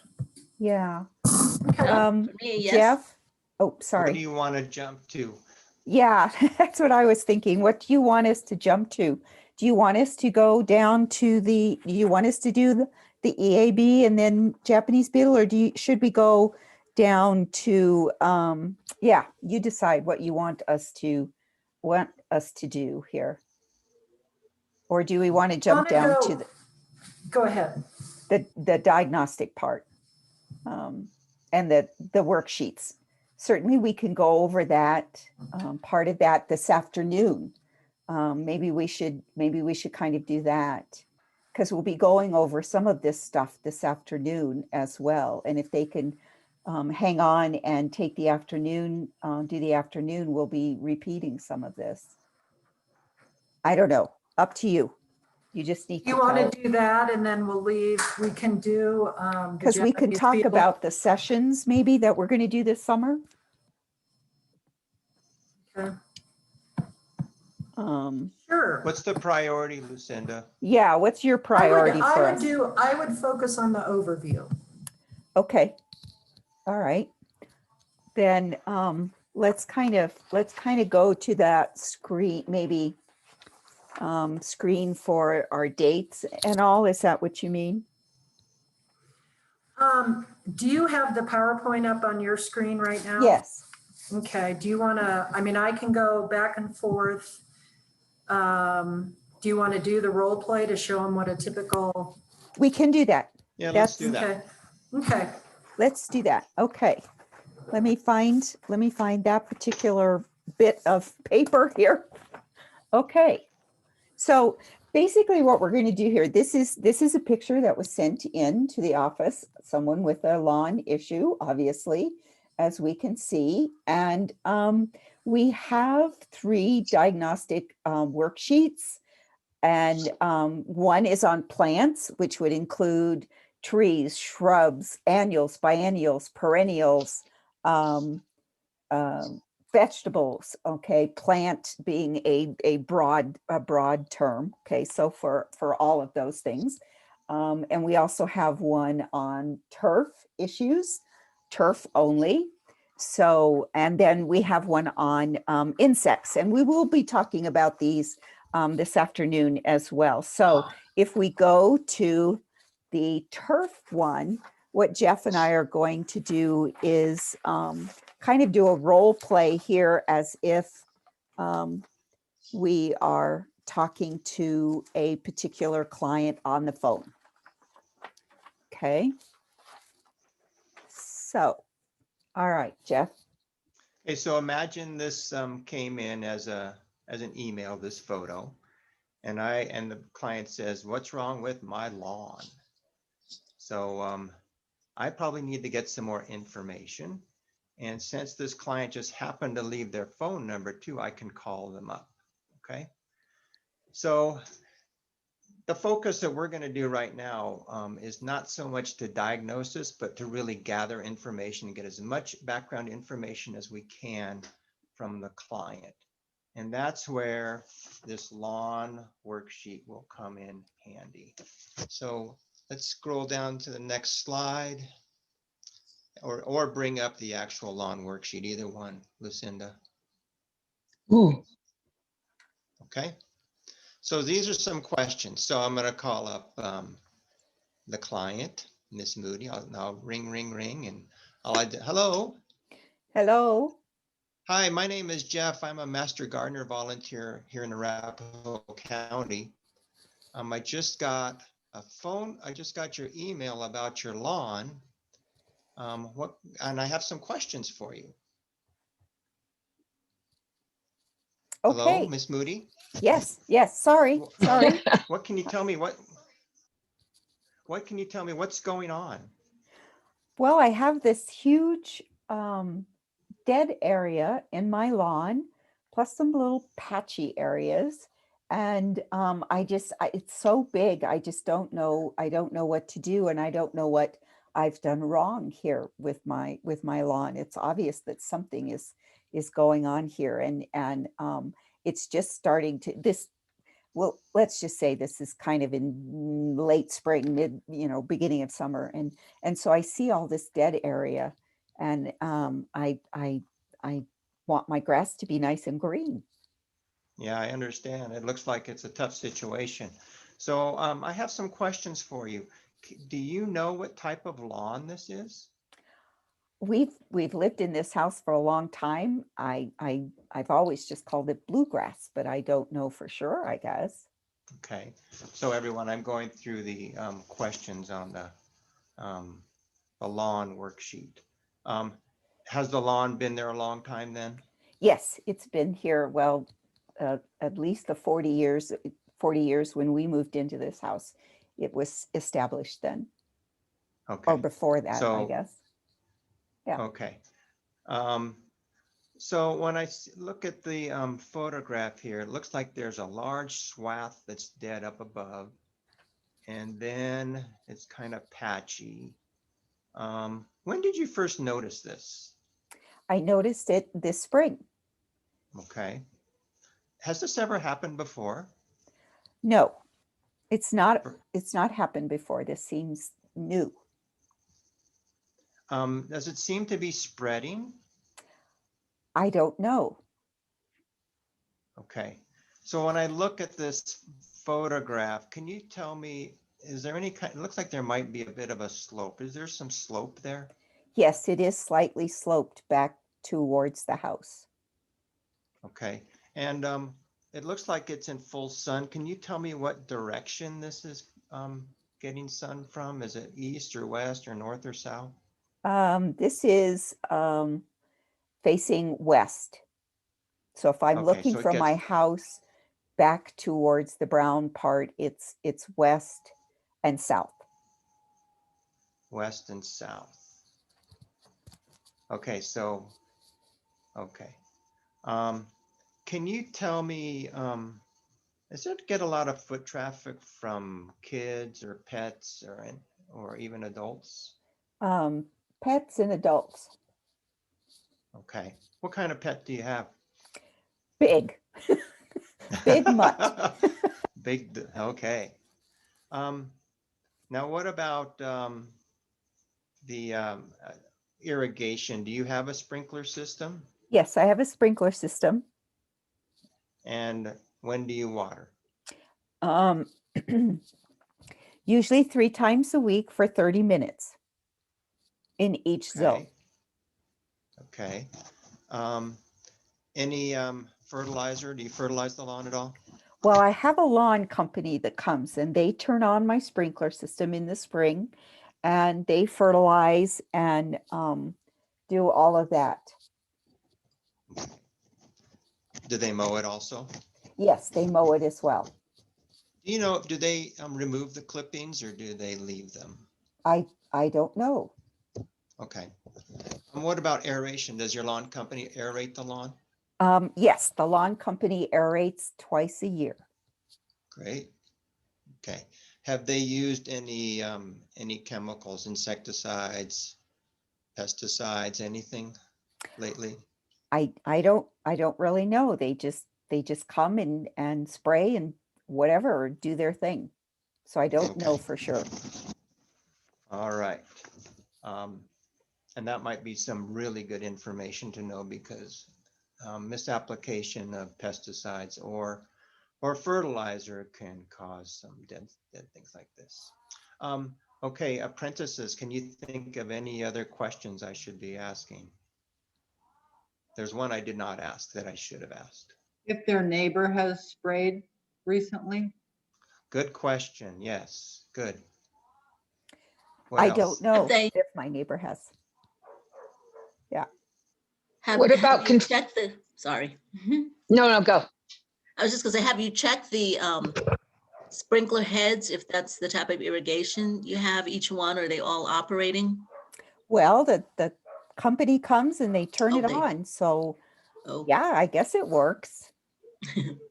Are the sprinklers on now? Yes or Not no? yet. Okay. It's too early.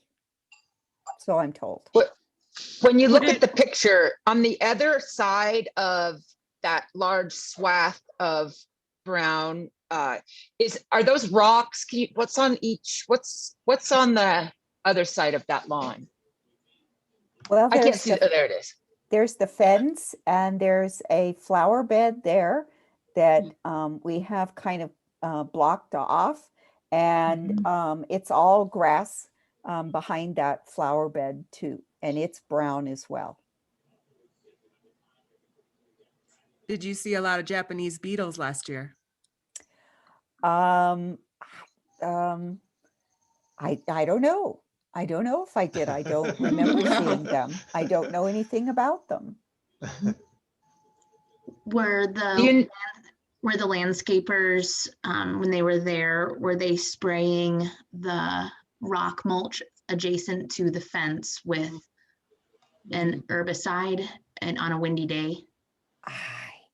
I don't know. They just leave me a notice. They put a flag out there that they've sprayed, and that's really about all I know.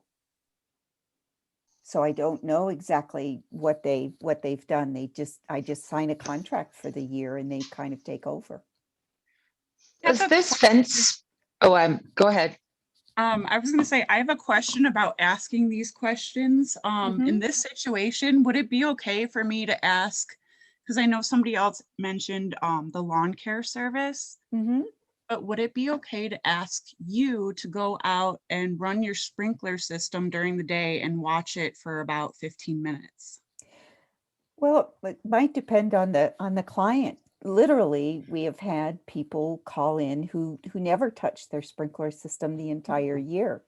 The company turns it on in the spring and that's it. They have, unless they call them back out, they really don't know how to do this. So I think we're all a little bit more proactive about this kind of thing, but we do have clients that truly do rely on other companies or even sons or daughters or whatever to take care of these things for them. So you can ask them, but they may or may not be able to do that.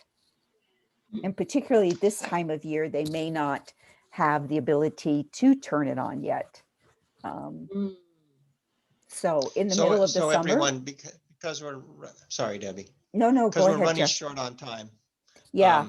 There's one question. I mean, so far we've gathered lots of good information, and you can do some research and try to find out what the problem is. There's one question that we have not asked. It's really crucial, and that is, have you done any watering of your lawn or landscape over the winter? No. No. Okay. Now, the reason we ask that is because we're not going to see it this year because we've had a very moist spring, but this appears to be turf mite damage. It's an extreme case. Turf mites will overpopulate in a dry spring. So if you do not water in the spring, you will get that. We had that problem a couple of years ago. Last year wasn't so bad. We probably won't see it this year, but remember, turf mites are a huge issue in Colorado for people who do not water in the fall and the spring. And in fact, under lawn care, there is a great fact sheet about winter watering. So I'm sorry, I had to kind of speed things along because we want to all eat lunch and stretch our legs. So and use the bathroom. All of those important things. That's okay. I know you don't want me to start asking questions. I know it's personal. It's fine. I have a comment though, and listen, maybe you were going to say this. Or you. Yes, it's just questions like that I'd be like, oh, I don't know. I would never, not in a million years, but, I wouldn't have jumped to turf mites from anything I read, I guess. I don't know. But I could go search turf, read all the fact sheets and the garden notes, or call one of you all or something. But the thing to remember is, you know, we do have this turf worksheet, and it's just a way to kind of gather enough information so you sort of know where to start. And you're looking at this, and maybe you do go to lawn care first, and you look at watering an established lawn.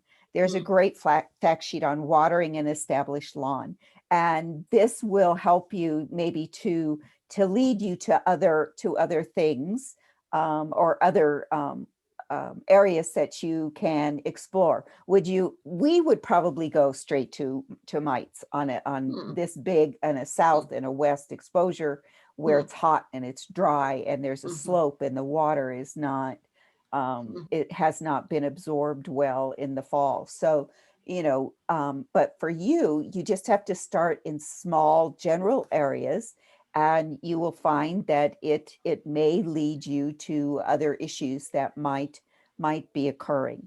Okay, look in your garden notes. I'm pretty sure mites are talked about in the garden notes somewhere. So there's frequency. There's winter watering, I think, is in this. What time of day they're watering, they're winter watering. And so, you know, this is very important for winter watering, which is 7.211. And all the fact sheets are numbered. 7 would be lawns, and then 0.211 it goes. Insects are 2s, so 2.962 or something would be. So winter watering is very important. And truly, people do not realize that winter and fall watering is so important when we don't get enough moisture from natural sources like snow. So go ahead. No, I was just thinking, I would assume this is another issue where the person has a lawn company doing this. We don't say anything about get the heck rid of them. No, I would never say that. But we don't make any judgment about their use of the lawn company or the lawn company's service. Yeah. We just say it needs more water, and then hopefully they'll make the connection. Yeah. Well, you could say, you know, you might have someone come and look at your sprinkler system, run it for you. Let's, you know, see if there are some issues with the sprinkler system in those particular areas. Certainly you can do that. Or have them. We have a great fact sheet on how to do an irrigation audit. You know, how do you check to see how much water is going on these particular areas? So yes, you can do that, and just lead them into more information that would be helpful to them. Yes, we try to stay away from the, oh man, really? Sort of thing, particularly on the phone. You can say that when you're looking at the email and you go, oh, really? But, you know, on the phone, we try to be, you know, pretty neutral and supportive, not make them feel like they don't know anything. And yes, we were being kind of obviously obtuse about this in my answers, but I think that, you know, the more research you do, then yes, it's going to help you, and it's going to help the client as well. Yeah. Because I don't know, what would you say, guys? 75, 80% of people say, oh no, I don't water in the winter, we get snow. Well, yeah, but we have drying winds, and we have cold temperatures, and we have periods, maybe a month or more, that we get no moisture. So this is an important one. And I almost always include this when I'm talking about turf issues, fall and winter watering. Just as an extra bit of information. Yeah. So I know we've gone over again. Maybe this is a good time for us to plug our classes though this summer. Yeah, okay. Maybe you can So show those I dates. think when we talked with you with the apprentice and mentor meeting, we did give you an idea of the diagnostic classes that Jeff and I and Lucinda, Lisa, will be doing this summer. And we have 3 of those scheduled. Here are the dates, and you will get lots of information prior to this, and Lucinda will lay it all out for you. But June 8th, July 13th, and August 10th from 3 to 5 in the afternoon. Basically the format is you will be given 4 questions that have actually come into the office. They may be this year, they may be last year. We may use some of the questions that Donetta has provided with her putting it into action information. And you will have an opportunity to research and come up with a diagnosis. And then when we meet on these particular days, then we will talk about each one of those. And this is really, we've designed it to be very interactive and lots of questions. You can ask all the questions you want of us. And really it's to help you to begin to explore the information that we have and to begin to become more confident and capable of doing diagnostics, because many questions can be answered either through an email or on the phone. We don't have to have an extended period of communication with a client. So these will be important. I promise you, you will have fun and we will laugh a lot and we will all learn something about diagnosing issues and answering questions and that kind of thing. So please, if you can, attend them. Certainly it's not mandatory.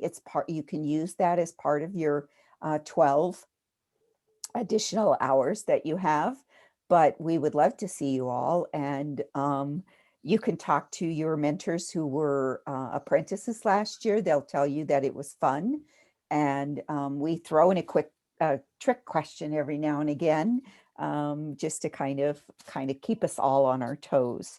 So if you have any questions about that, you can certainly contact Lucinda, but she'll be sending out all the information on how this is going to work at a later date. But just kind of keep those dates in mind. And I just had a couple questions, excuse me, just on VMS. So the signups for these are open on VMS. These dates are reserved for apprentices. So there are 15 slots open for those. Insects to order is for both apprentices and CMGs.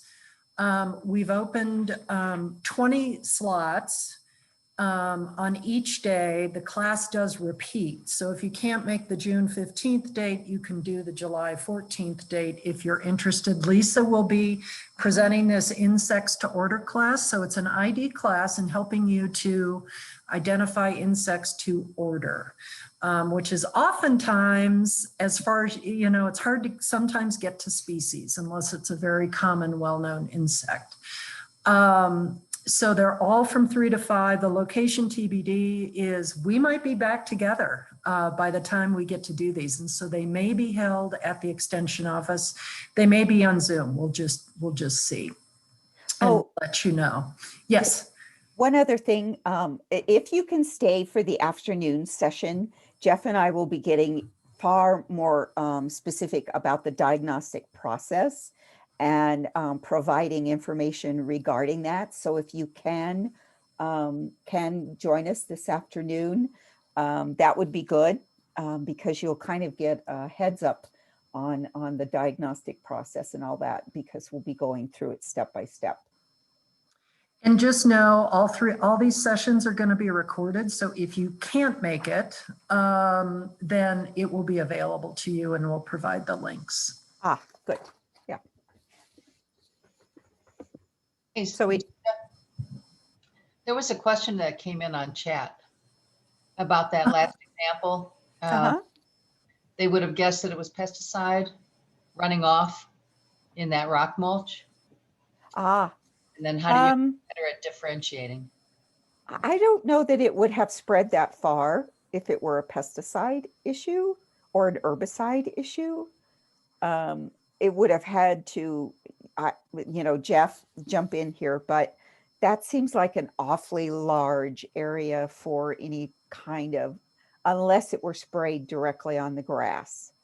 Now, we did have a question one year where the lawn company actually used the wrong product and killed a huge area in the lawn because they used an herbicide instead of fertilizer. So that I think would be more likely than any sort of runoff from that gravel area spreading that far. Does that make sense, Jeff? Yeah, and also there's that patchiness. Yeah, in there's the lower right patchiness corner, as well. which is symptomatic of mite damage also, turf mites. And another key question, is, though. and another key is time of year. Yes. Yes. When this question would come into the office is likely to be right about now, which is probably precedes a contractor visit. Yes, that's true too. Thank you, Lucinda. Very good point. Very good point. See, we all learn from each other. We all, it helps to have lots of brains going here. Yeah. So that seasonality is important to remember to help you as you narrow down that diagnosis, because certain things will happen at certain times. We know Lisa will discuss Japanese beetle this afternoon, but we know grub activity is at a specific time of year. And so if somebody's calling you when that's not likely to happen, you can rule that out of your thinking, and then share with the client why you are ruling that out, based on seasonality. So that's why it is helpful to do shifts at different times of the year, because you start to notice these patterns and you start to notice the kinds of questions that come in at different times of year. So we're going to see a lot of this probably, may or may not. I mean, if we hadn't gotten our recent moisture, I think we were going to probably see a lot more of these based on how dry this winter was in December and January. We may see some of this stuff greening up, but we may not. The damage could have occurred back then. So, and Very it may not green up. So we might see this. All good points. Yeah. Yeah. Yeah. Is there anything else, any questions that the apprentices or mentors want to ask before we conclude? We'll give you a break and then we'll have you rejoin. It's a new Zoom link for lunch, and lunch is meant to be, there won't be a PowerPoint. We're just going to get together and visit and chat and learn about volunteer opportunities. Any final questions before lunchtime? Yes, this is Kate. Did I misunderstand? I think it was Jeff that when they were talking about the diagnostic trainings, are we able to use, can those be used as part of our volunteer hours, or are those just outside trainings that I was a little confused? Lucinda, do you want to answer that? Sure. It is confusing. We started I'm going to go back up there to that slide. We started the Apprentice Diagnostics last year as a way to increase volunteer activity and provide remote opportunities during our pandemic year. And it was so popular, we decided to keep repeating it. So for apprentices, this Apprentice Diagnostics is considered a volunteer activity. So it counts in your volunteer hours. We also have CMG Diagnostics, which Debbie and Jeff are going to, we're expanding our offerings in essence. We're going to do CMG Diagnostics this year as well. The CMGs will count it as continuing education. Okay, I understand. Thank you so much for clarifying that. You bet, you bet. It is one of your options, and just in order, it's designed to help you feel more comfortable in your volunteer activity.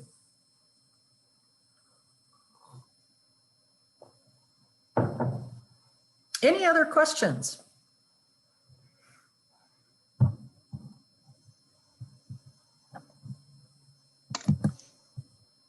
All righty. If none, I'm going to go ahead and conclude this meeting. Remember to check your Zoom link for your luncheon meeting, and we'll see you in a little bit. Okay. Thanks, everyone. Thanks to our presenters, Martha and Jeff and Debbie. Awesome. You know, we just have a great community, and we're so grateful for everybody who contributes and helps collaborate, because it makes us all better. Thank you. See you in a little bit. Thank you. Thank you.